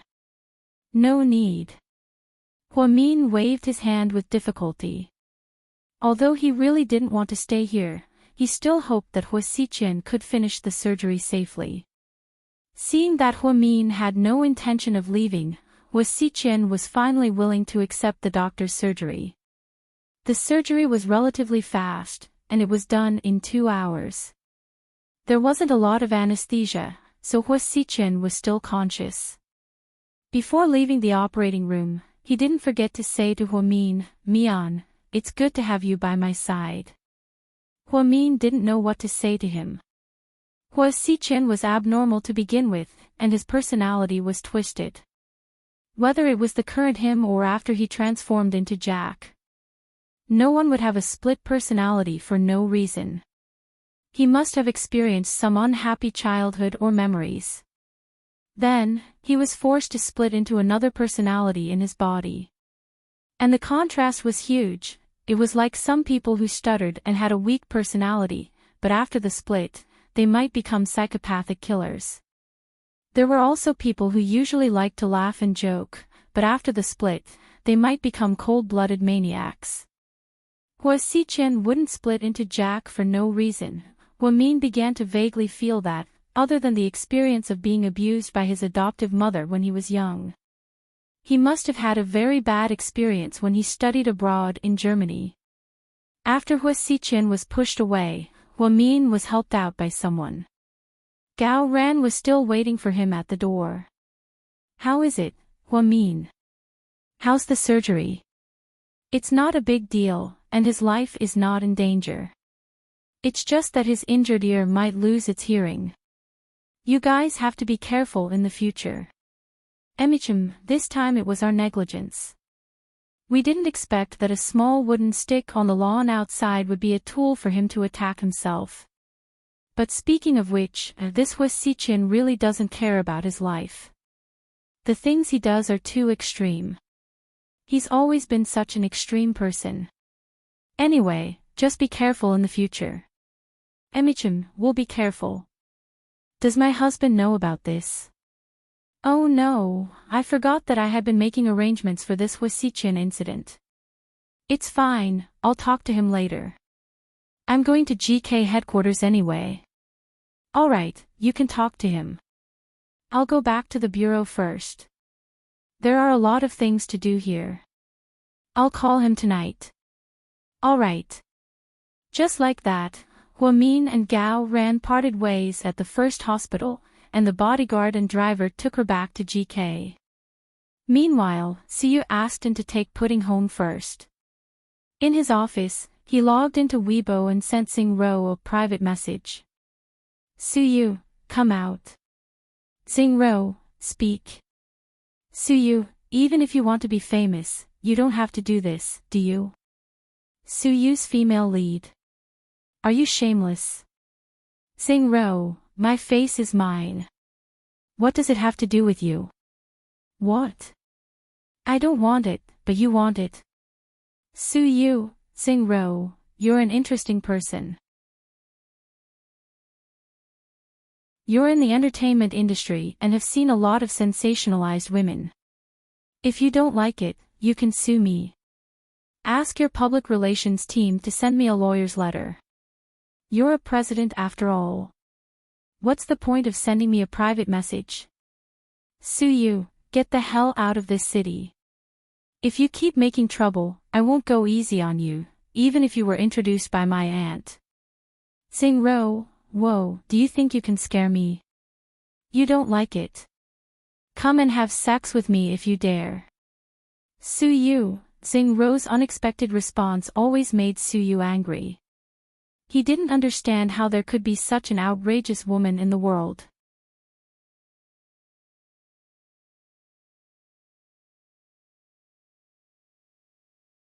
Chapter 32:15. Suyu, what do you want? Tell me. Xingro, you'll give me whatever I want. Suyu, name a price. You want money, right? Then take the money and get out. Suyu thought that since his aunt had taken a fancy to her, she couldn't be a scoundrel. She must have some connections in her family. She must be a girl who wanted to climb up the social ladder and become a phoenix. That was easy, he could just give her money and get out. Xingro, you're wrong, President Su. I do have a motive and a purpose, but it's not money. Money is good, but my family doesn't lack it. I like you. You want to get rid of me? Sure. Take off your clothes and have sex with me. Then I'll take my luggage and get out. Suyu, how can a woman be so shameless? How can a woman say such things? Xingro, ha ha ha. You seem to have cancer of the straight man. What's wrong? Women can make decisions in our society. What's wrong? Only men can have mistresses, but women can't have gigolos. You're too narrow-minded. Suyu, don't talk nonsense with me. Tell me your conditions. Xingro, I'll tell you. Have sex with me. Don't worry. If you don't want to be a bad influence at home, we can do it in a hotel. It's just sex. It's not hard, right? Suyu, then we have nothing else to say. Wait and see, damned woman. You'll see. Suyu was infuriated. The woman kept saying that she wanted to have sex with him and had sex with him, but Suyu didn't know how to do it. In a fury, he logged out of Weibo. On the other side of the computer, Xingro couldn't stop laughing. Ha ha ha. Suyu is a shy little man. Ha. Interesting. I think it's getting more and more fun. While eating potato chips, she replied to those boring netizens' insults. Suddenly, she felt how boring her life was in the first 2 decades of her life. Now, her life was so fulfilling. It seemed that she should have listened to Auntie Sue and come to see City earlier. Suyu was fun, the people here were fun, everyone was fun. When Huamin returned to GK, Qin Chu was dealing with official business and assigning tasks to several executives. Little Bean was probably tired from playing and fell asleep on the sofa. She was still wearing the air conditioner blanket that Chin Chu had given her, and she was still holding tightly onto a bag of potato chips. There was yogurt, soft drinks, and even desserts on the table. It was obvious how much Mr. Chin spoiled his youngest daughter. Seeing Huamin walk in, all of the higher-ups stood up and warmly called out, "Madam." There were even a few people who couldn't change the way they addressed him and shouted, "President Hua." "Everyone, take a seat. You can continue. Don't worry about me." Huamin smiled. Then, she walked to the coffee table and tidied up the child's leftovers. "A young lady, I'll take care of these. You're pregnant, so there's no need for you." Little Yang rushed over to clean up. He didn't know if Little Bean still wanted to eat, so he didn't dare to touch her. "It's okay. I'm pregnant, not sick." "I'm not that pretentious," Huamin said. "That's all for now. Call me if you need anything," Chin Chu said. "Okay, President Chin. We'll leave now." Chin Chu nodded. Then, the executive said goodbye to Huamin and left the office. Huamin turned around and looked at Chin Chu. He was about to scold him. "Honey, look at you. How could you let the child eat these snacks?" "How did I?" Before Huamin could finish, Chin Chu hugged him and kissed him fiercely. I need to go to the bathroom." Embarrassed, Little Yang quickly found an excuse and ran away.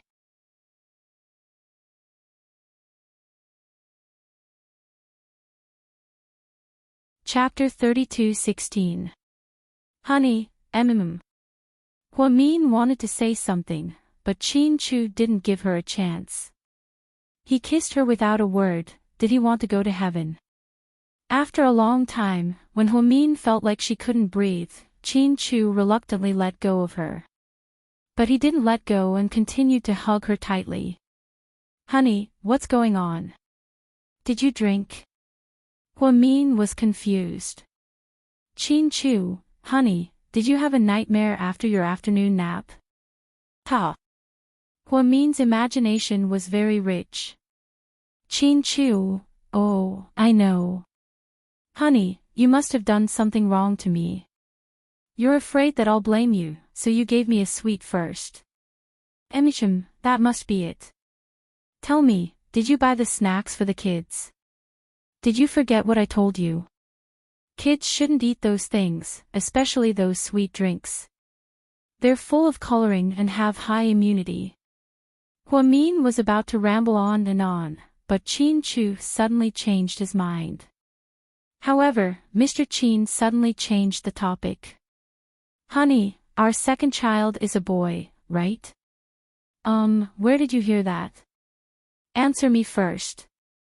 Chin Chu looked into his wife's eyes with a serious expression. I know it's not good to do such a thing. As the head of the hospital, how can I secretly look at the gender? But I just wanted to satisfy my curiosity. After all, they're both our children, answer me." Chin Chu was speechless when he saw Huamin beat around the bush without getting to the point. Yes. Finally, Huamin couldn't take it anymore and said 2 words. Then, Chin Chu's eyes became gentle. He reached out and gently stroked Huamin's delicate face. "So, we're really going to have a son and a daughter this time, right?" Chin Chu couldn't believe it. "Ha, don't get your hopes up. If there's a mistake and the tables turn, it might be a daughter." Huamin didn't dare to say too much. After all, the baby was still young. "I know, it's okay. It's okay, really. As long as she's here." Chin Chu knew that Huamin was just comforting him.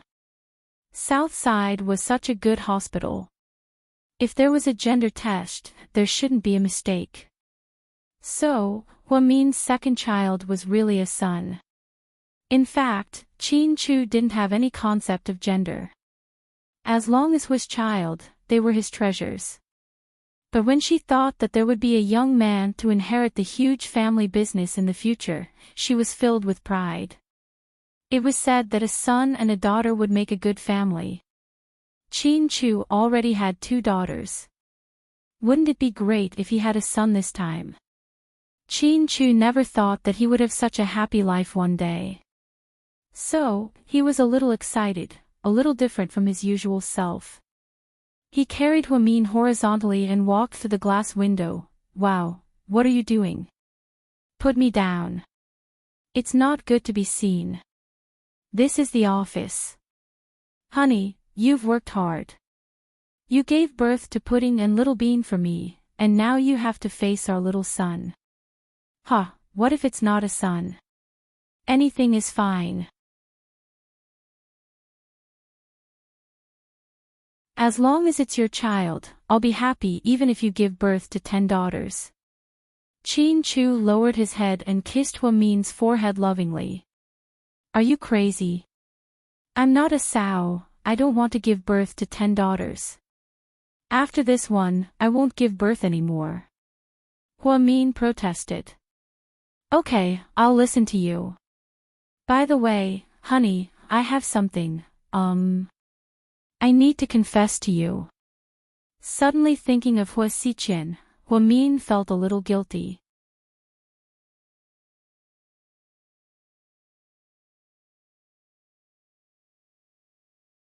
Chapter 32:17. Tell me.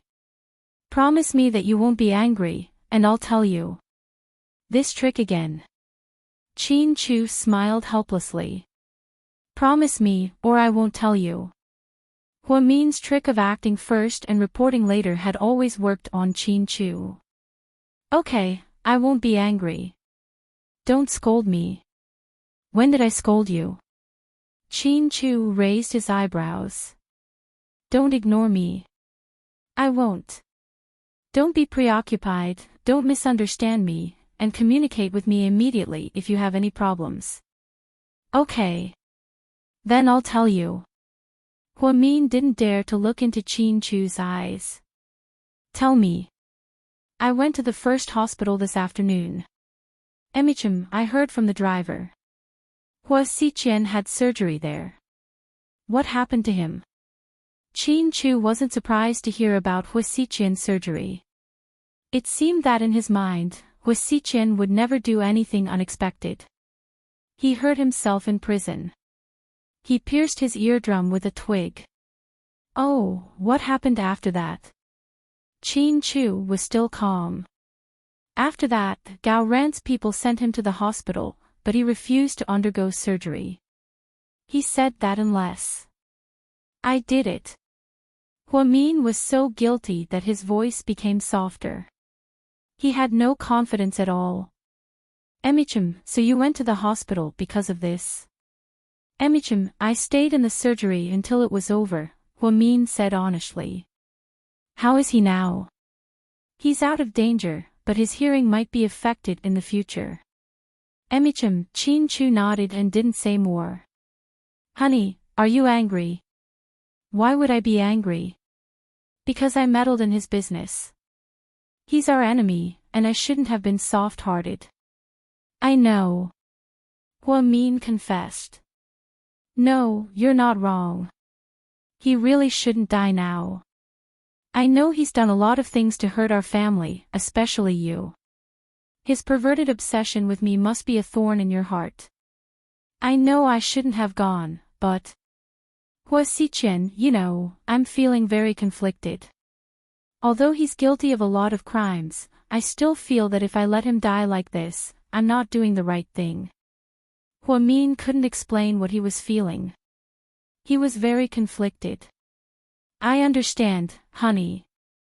We've been together for so many years, I know what you're thinking. Chin Chu lowered his head and looked at Huamin with a relaxed smile. Really? You don't blame me. Why should I blame you? Huamin pursed his lips. Blame me for being a saint, hypocrite, hypocritical, pretentious, disgusting. Don't all the people outside say the same thing about me? Then I might think differently from them. What do you think? Huamin curiously looked up at Qin Chu's 360-degree face. My opinion is that my wife is always right. Ha, Mr. Qin, you're so shameless. Huamin burst into laughter. I won't lower myself to the level of a psychopath. Your husband still has some tolerance. The reason why I don't want you to see Hua Xiqin isn't because I'm jealous. It's because he's dangerous. You're pregnant right now, and I'm afraid something might happen, Qin Chu explained. I know, honey, you're the best. I really think that it's rare for someone in this world to understand what you're implying. But you understand what I'm trying to say, because I'm your husband.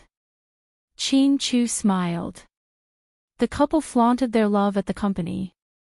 On the other side, Suyu was dumbfounded as soon as he got out of his car.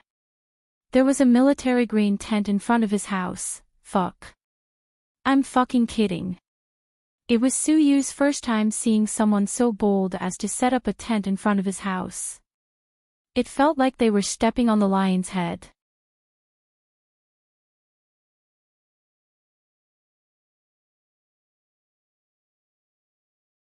Chapter 32:18. Without a word, Suyu strode over and opened the zipper of the tent. He was about to curse when he turned his head and didn't dare to look. What was the reason?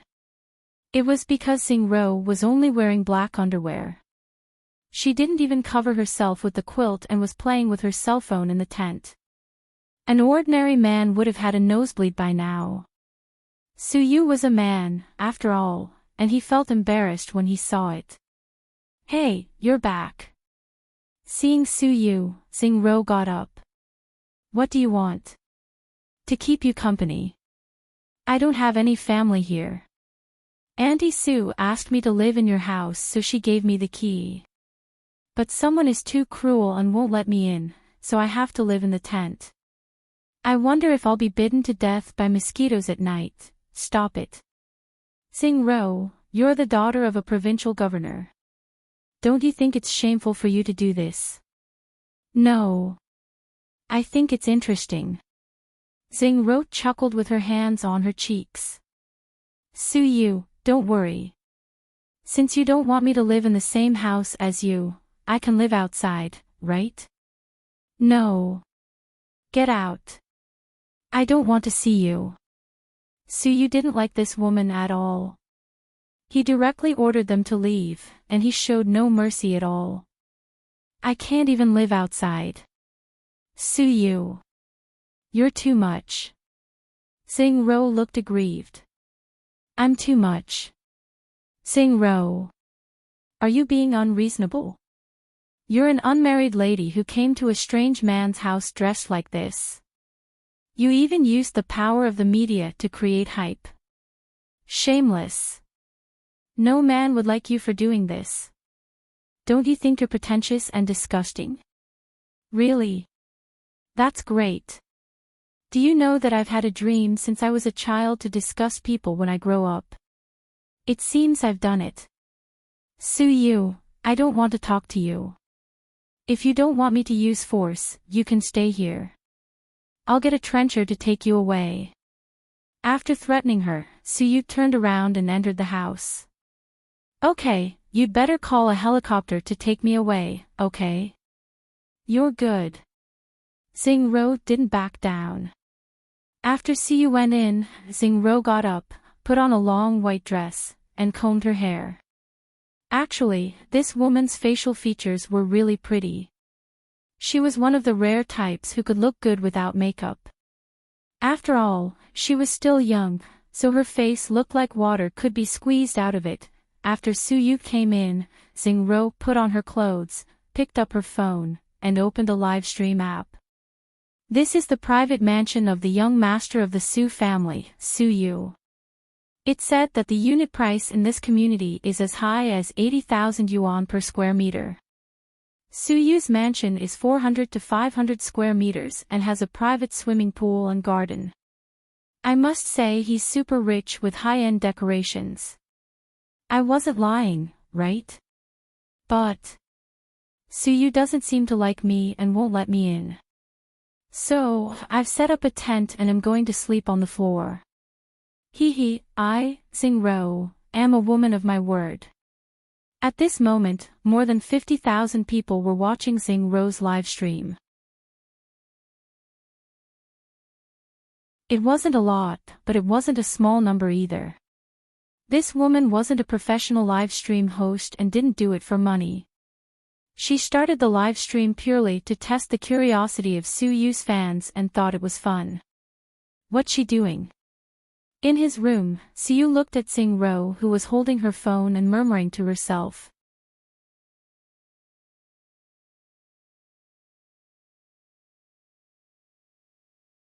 Chapter 32:19.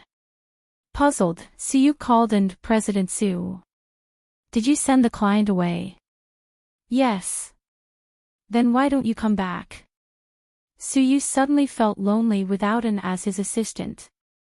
I was going to go back, but I got a call from Madam, so I have to go to the old house first. Why did my mom call you? Suyu was surprised. Madam said that some of your grandfather's old subordinates brought back some seasonal lychees from the south. They're called the Smile of the Concubine and they taste good. She asked me to bring some for you. I'm not a kid. Why should I eat fruit? Come back quickly. Okay, President Su. Hey, wait. Do you have a lot of lychees? Can you pack a few boxes and send them to South Hill Manor? Suyu asked. Don't worry. Madam has thought of it and has sent people to deliver them. Boss, you're still thinking about Dr. Hua. Are you sure? And reminded him in a friendly way. Bullshit. I'm thinking about Pudding and Little Bean. Suyu refused to admit it. Okay. President Su, you win. And hung up with a smile. Suyu watched the crazy woman singing and dancing at the door like a psycho. He couldn't stand it anymore. When An came back, he would ask him to throw her out so that she wouldn't go crazy in front of his house. Xingro turned around and saw Suyu looking at her from inside the house. She waved her hand and said to the camera, Do you want to do a square dance? Come on, let's dance awkwardly and hurt each other. Suyu. Exasperated, Suyu drew the curtains. The fans on the live stream platform went crazy and the female fans spammed the screen. Aw. My Lord Su is so shy that he blocked the curtains. Ha. He's so cute. Wow. It's my first time seeing young Master Su up close. He's really handsome and shy. Thank you, Ruru, for giving us this opportunity. A certain netizen gave him a Porsche as a prop, a certain netizen gave him a plane, there were also some who directly gave out many sets of 520 items. In an instant, props flew all over the place. Ha, you don't have to help me. I didn't start the live stream to make money from you.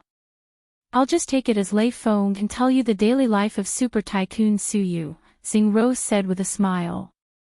At this time, An came back with another black Audi A8 in Suyu's garage. He took out boxes of lychees from the trunk. There were 4 small boxes in total, and they were very exquisite. An, you're back. Xingro greeted him. Hello. Shaoan nodded. What's that in your hand? Madam sent lychees to President Su. Wow, lychee is my favorite fruit. Then do you want to try it? Shaoan also felt that since the lady had asked, it wouldn't be good if he didn't be polite, right? Besides, girls nowadays were all thin-skinned and wouldn't really want it. Who would have thought that the plot would actually be reversed? Okay, give me these 2 boxes, And had only taken 4 boxes, and the girl wanted to keep 2 for herself. Really, what? You don't want to give them to me? Xingro looked at An. No, of course not. You can have them. Thank you. You're so nice. I'll treat you to spicy hot pot later. Zing Rose said and took the 2 boxes of lychees from Anne's arms. Looking embarrassed, Anne walked into the house with the remaining 2 boxes in his arms. As soon as he entered the house, Siu said with a half-smile, "Good. You used my stuff to flirt with girls. Not bad, kid." Startled, Anne shivered and almost dropped the 2 boxes on the floor.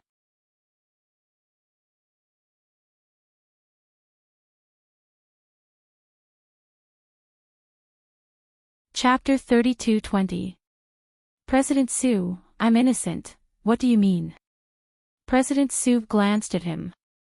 That girl asked for it. Since she asked, I had to give it to her. How could I do that? Good. Fine, you're the good guy, and you're still complaining. Fine, I heard from my mom that this is the best quality lychee, and the market price is as high as 500 yuan per caddy. A box weighs about 5 caddies, which means a box is only 2,500 yuan. You gave 2 boxes to that dog skin plaster without my permission, which means I'll deduct 5,000 yuan from your salary next month. That's enough. When An heard this, he was about to cry, No. Don't deduct it. That's all I have. If you want to deduct it, I'll get it back for you. As Shaoan spoke, he walked out. Come back. You're really going? That's right. Xiao An's face was bitter. You want to take back what you gave her? Suyu asked with a chuckle. It's better than deducting 5,000 yuan from my salary. After all, I'm not related to her. Why should I do her a favor? Fine. I won't deduct your salary. Just don't do it again. Okay. I knew Suyu wouldn't take advantage of him. But, you must find a way to get rid of her. I can't let her stay here. What does she look like when she sets up a tent in front of my house? If word gets out, Suyu won't be able to survive. How can I get rid of her? Should I call the police? Call the police my ass. Do you know who her father is? No. And shook his head. Her father is a high-ranking official in the province. The new director of the Provincial Public Security Bureau is her uncle. Fuck. She has such a powerful background. That shouldn't be the case. A girl with such a powerful background shouldn't do such a thing shamelessly. You're asking me. Who the fuck am I supposed to ask? Suyu was frustrated. He wanted to get rid of Zhang Rou even if he had to kidnap her so that she wouldn't be an eyesore. But when Suyu did a simple check on the girl's background, he was shocked. And he only said that the young lady was the daughter of a high-ranking official, but did not say which high-ranking official. At first, Suyu thought that she was just the daughter of a local director of the National Tax Bureau, the Local Tax Bureau, or the Water Conservancy Bureau.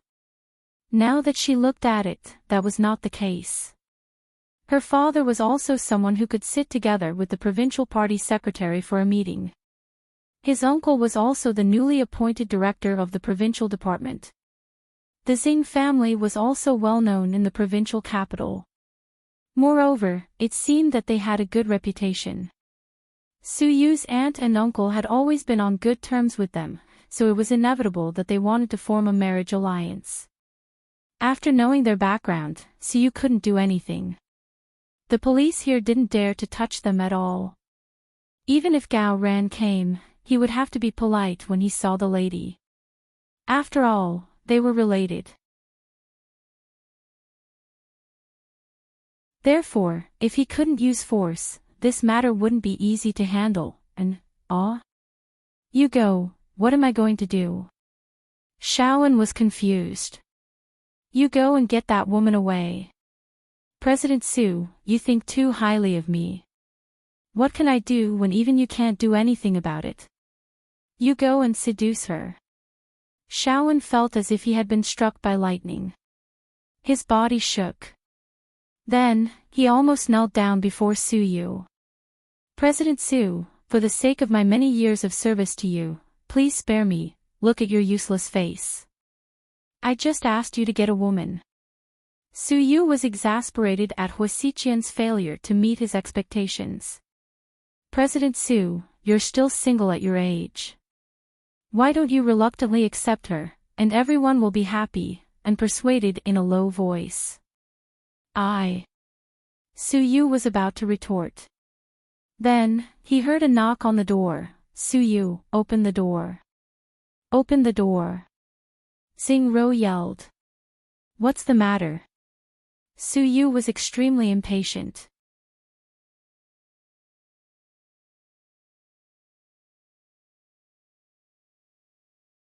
Chapter 32:21. I need to go to the washroom. Suyu, and open the door. I don't know what I ate, and looked back at Suyu as if asking for his boss's opinion. Open the door for her. Suyu gritted his teeth. And immediately opened the door, and Xing-Ro ran upstairs as fast as the wind. Come back. There's a washroom on the first floor, Suyu yelled. The view upstairs is better, Xing-Ro yelled without looking back. Suyu was speechless. She wanted to go to the washroom with a good view. Was this woman too pretentious? President Su, you asked me to open the washroom. It's none of my business. And tried to clear his name. Upset, Suyu picked up his cell phone and dialed his aunt's number. Nephew, why did you call me today? Suyume was very happy to answer the phone. Aunt, I beg you. Can you get rid of that dog skin plaster? Dog skin plaster. Who is it? Is it that guy named In? I think it's inappropriate for a chauffeur like him to stay in your house all the time.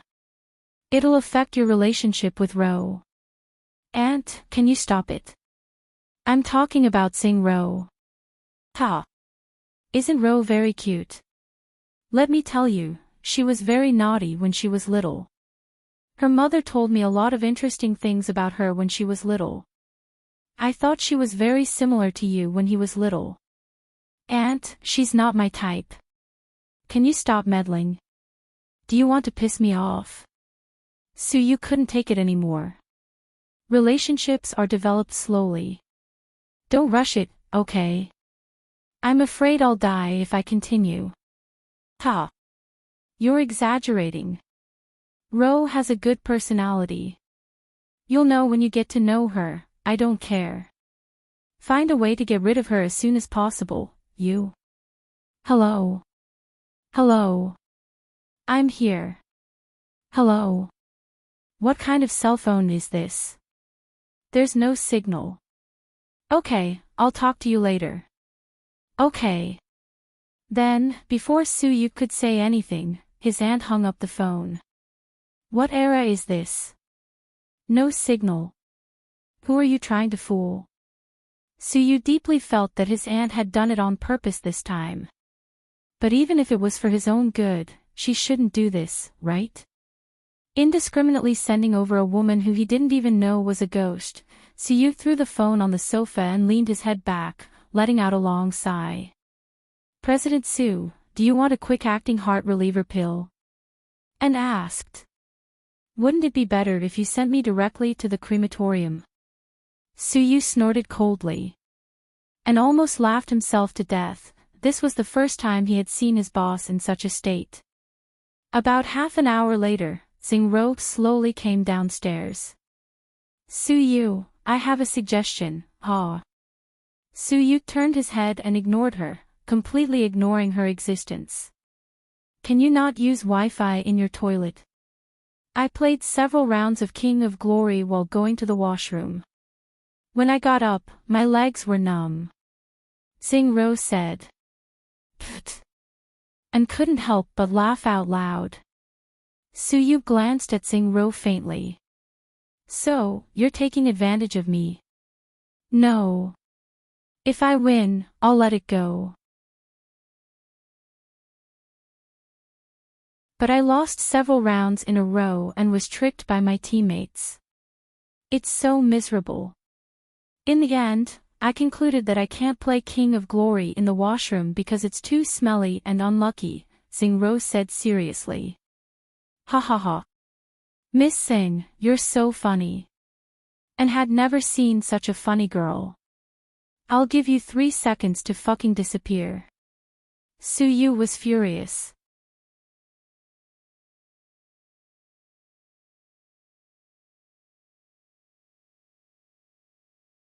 Chapter 32-22. Calm down. Ha. I'll leave right away.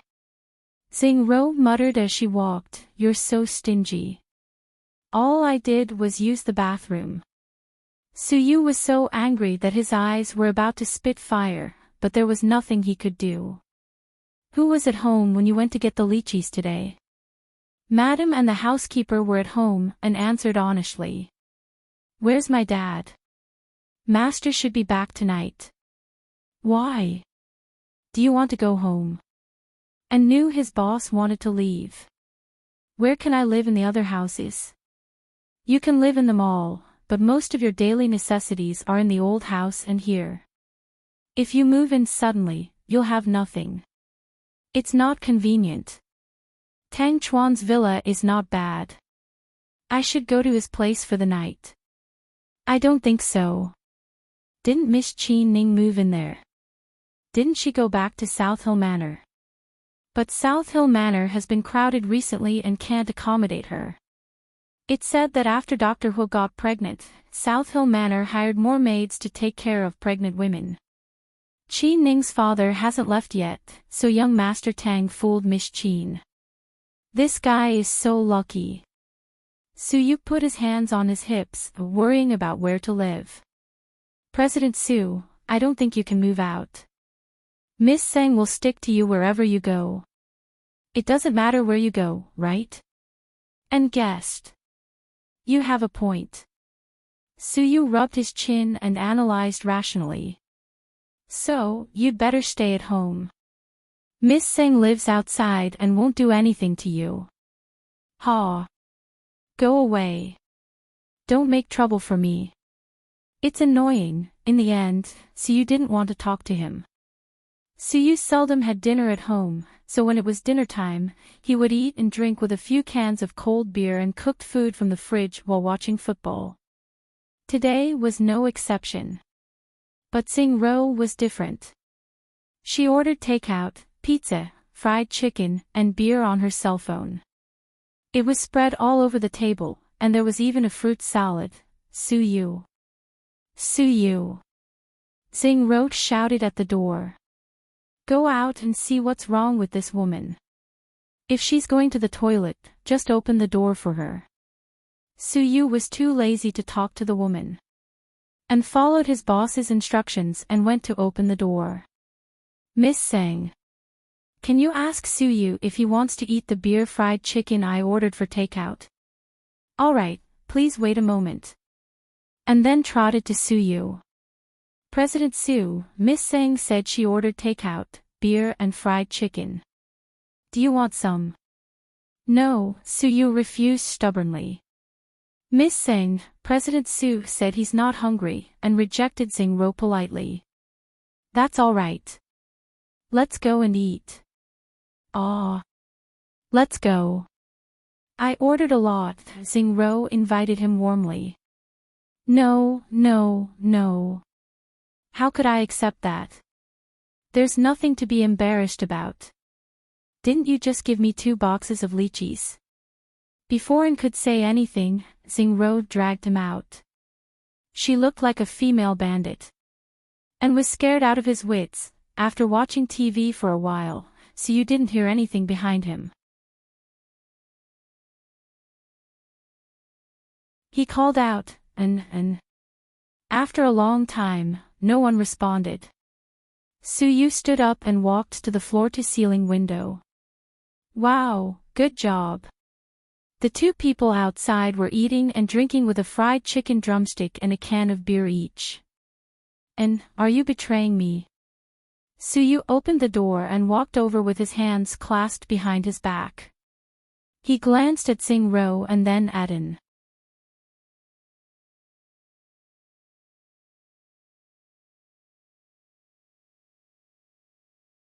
Chapter 32-23.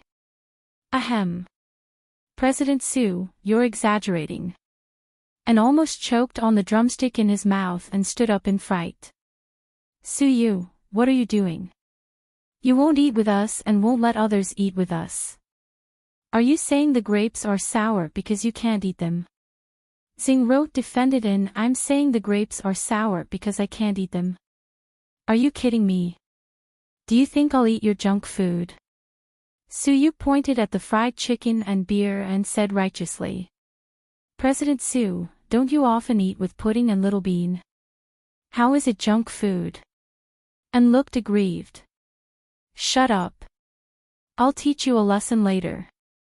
Suyu glared at An, thinking this guy was good at undermining him. I thought young Master Su only had a bad temper. Now it seems you're narrow-minded. Humph, yeah. I'm narrow-minded. So, why are you still here? Get out. Suyu tried to drive her away. Why should I leave? I haven't had enough fun. I came here to travel. Can't I go camping? You can go camping. Why do you have to do it in front of my house? Suyu argued with Sing-ro like a child. I like An, okay. Pooh. Please. I don't want to be the scapegoat. And was so scared that his face turned pale. If Sing-ro was an ordinary person, it would be fine. But An couldn't handle a woman with such a background, so he didn't dare to think too much about it. Besides, he could tell Sing-ro came here for Suyu. Okay. If you marry An, I'll give you 10 Lamborghinis, Suyu said generously. Who wants your Lamborghinis? Pooh. Do you think only the Su family is rich? Look at your face. Humph. I don't want to talk to you. And, let's continue drinking. I don't think so. President Su, why don't you sit down and drink with us? And felt the atmosphere was strange today. I don't eat junk food. Thank you. You guys go ahead. Then, Suyu turned and walked into the door. Miss Sang, our boss seems to be angry. I'll go in and take a look, I'm fine. Don't be nervous. Sing-ro acted as if she knew Suyu very well. Less than 5 minutes after going in, Suyu came out in a new set of clothes. He grabbed his car keys and headed straight for the garage. Then, he drove the car out. President Su, where are you going? Shall I drive? And stood up slowly. Suyu didn't reply at all. He stepped on the accelerator and the car sped away. Only a gust of car exhaust was left behind. Sing-ro and Xiao-an coughed violently. Ha ha ha, Suyu is so funny. Is he angry? Sing-ro laughed wildly, not behaving like a lady at all. I don't know if I'm angry or not, but I know I'm not far from death. Xiaoyan pouted. Humph. Don't be afraid. I've got your back. Don't worry. Auntie Su, Suyu's aunt, likes me very much. She watched me grow up. Suyu won't go too far. Miss Sang, you're so excellent. Why do you have to pester our President Su? He's troubled. And also thought this woman had gone too far. And, Suyu isn't here now. There's something we need to talk about.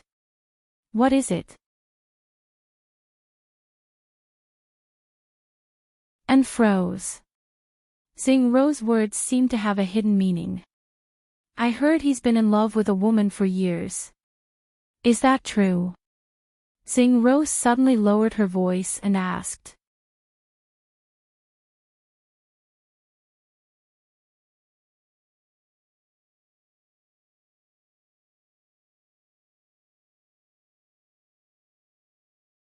Coincidentally, he was in the same class as me.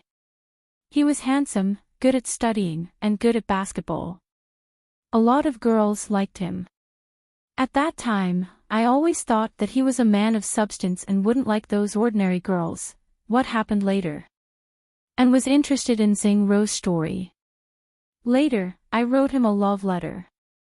I've been like this since I was a little girl. In my mother's words, I'm a female bandit. Xing-Ro smiled. Did the most handsome boy agree? How should I put it? He didn't say yes, but he didn't say no either. At that time, I didn't understand, but now I think it was ambiguous. It was more than a friend but not a lover. He. Xing-Ro laughed self-mockingly. You broke up. And saw that Xing-Ro was a bit sad. It probably wasn't a good memory.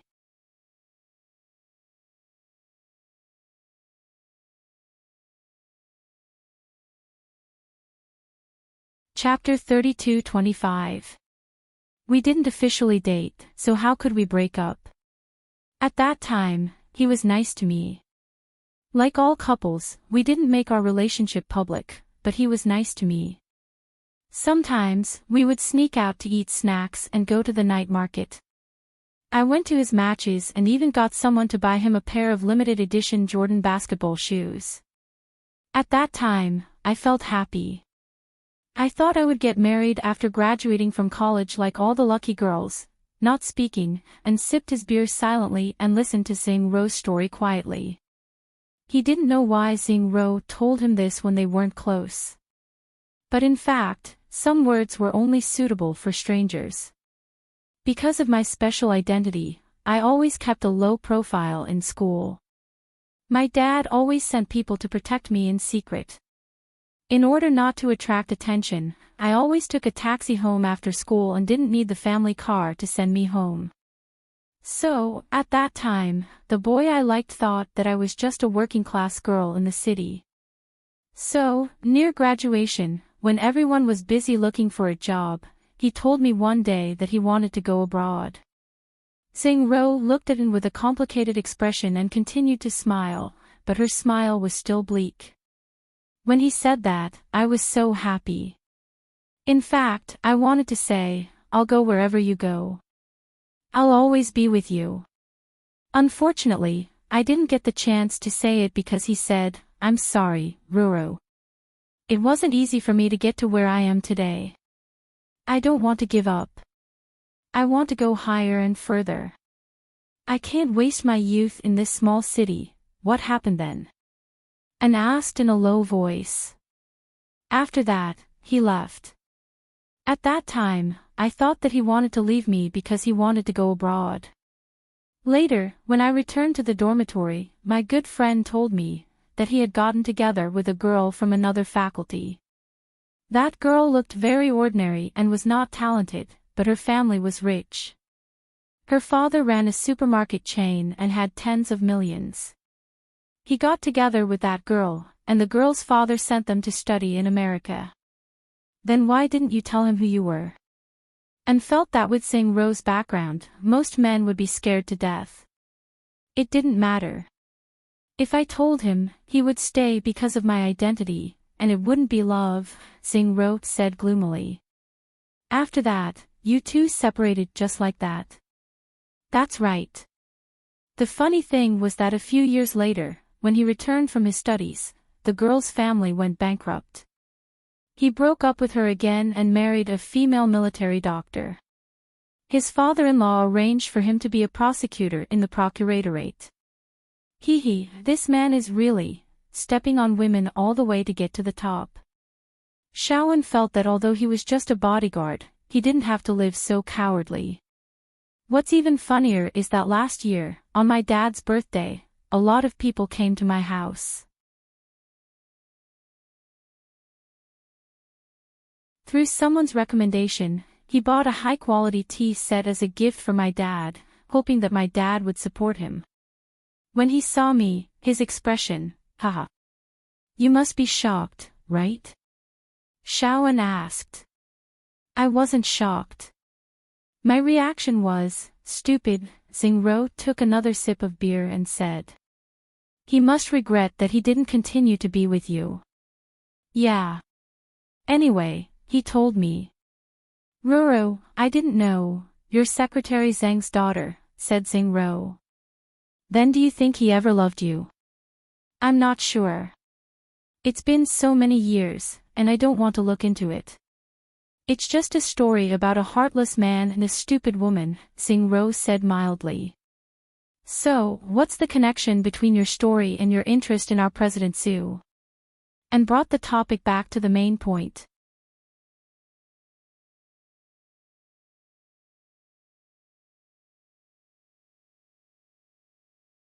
Chapter 32-26.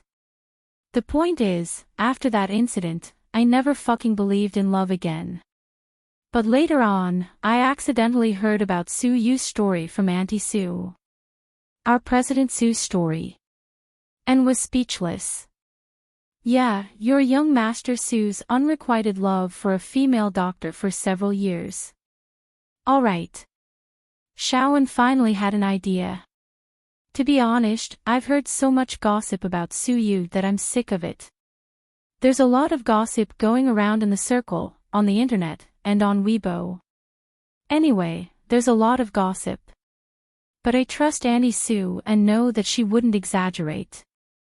When she told me about Su Yu, I was shocked that he pointed a gun at his head to protect Hua Mian. That incident was real, it wasn't a rumor, and said. I know, that's why I said I was shocked. Compared to the heartless jerk who abandoned his girlfriend for his future, Su Yu was willing to risk his life for a girl who didn't like him. At first, I thought it was stupid, but Su Yu isn't stupid. Later on, I believed a saying. What saying? All meetings in this world are reunions after a long separation. Maybe. Su Yu had a relationship with her in his previous life, and that's why he's like this in this life. Our President Su truly loves Dr. Hua, and he loves her to the core.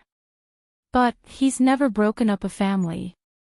Right now, President Su is good friends with Dr. Hua and Dr. Hua's husband, and quickly explained for his boss.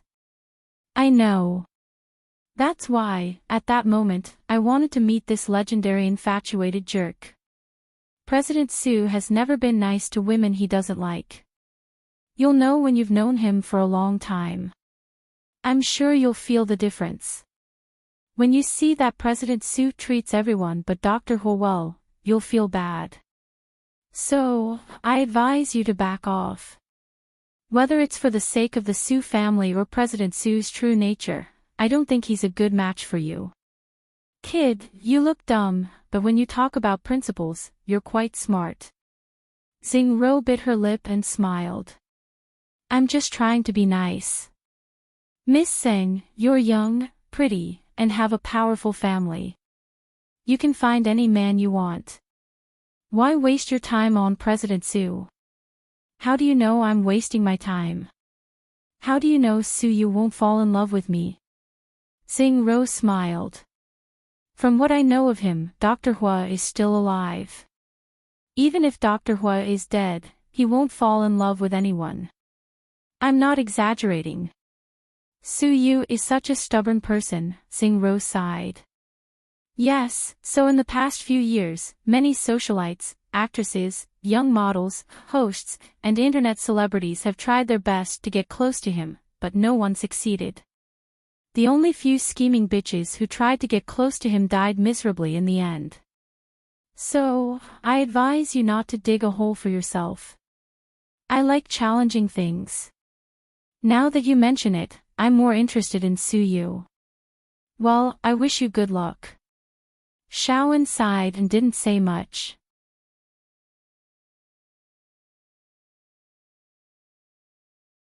He couldn't tell if Xingro was a good or bad woman since he didn't know her well. He had to observe her character. But, did President Su like her? Su Yu went out to drink with Tang Chuan and Wei Liao, but they were all busy. One was having a family gathering, and the other was driving to the neighboring city to watch the Lantern Festival. Just as she was about to ask some rich heirs to drink with her, she received a call from Shenmingshi. Lord Su, do you have time to come out for a drink? Shenmingshi's voice was deep.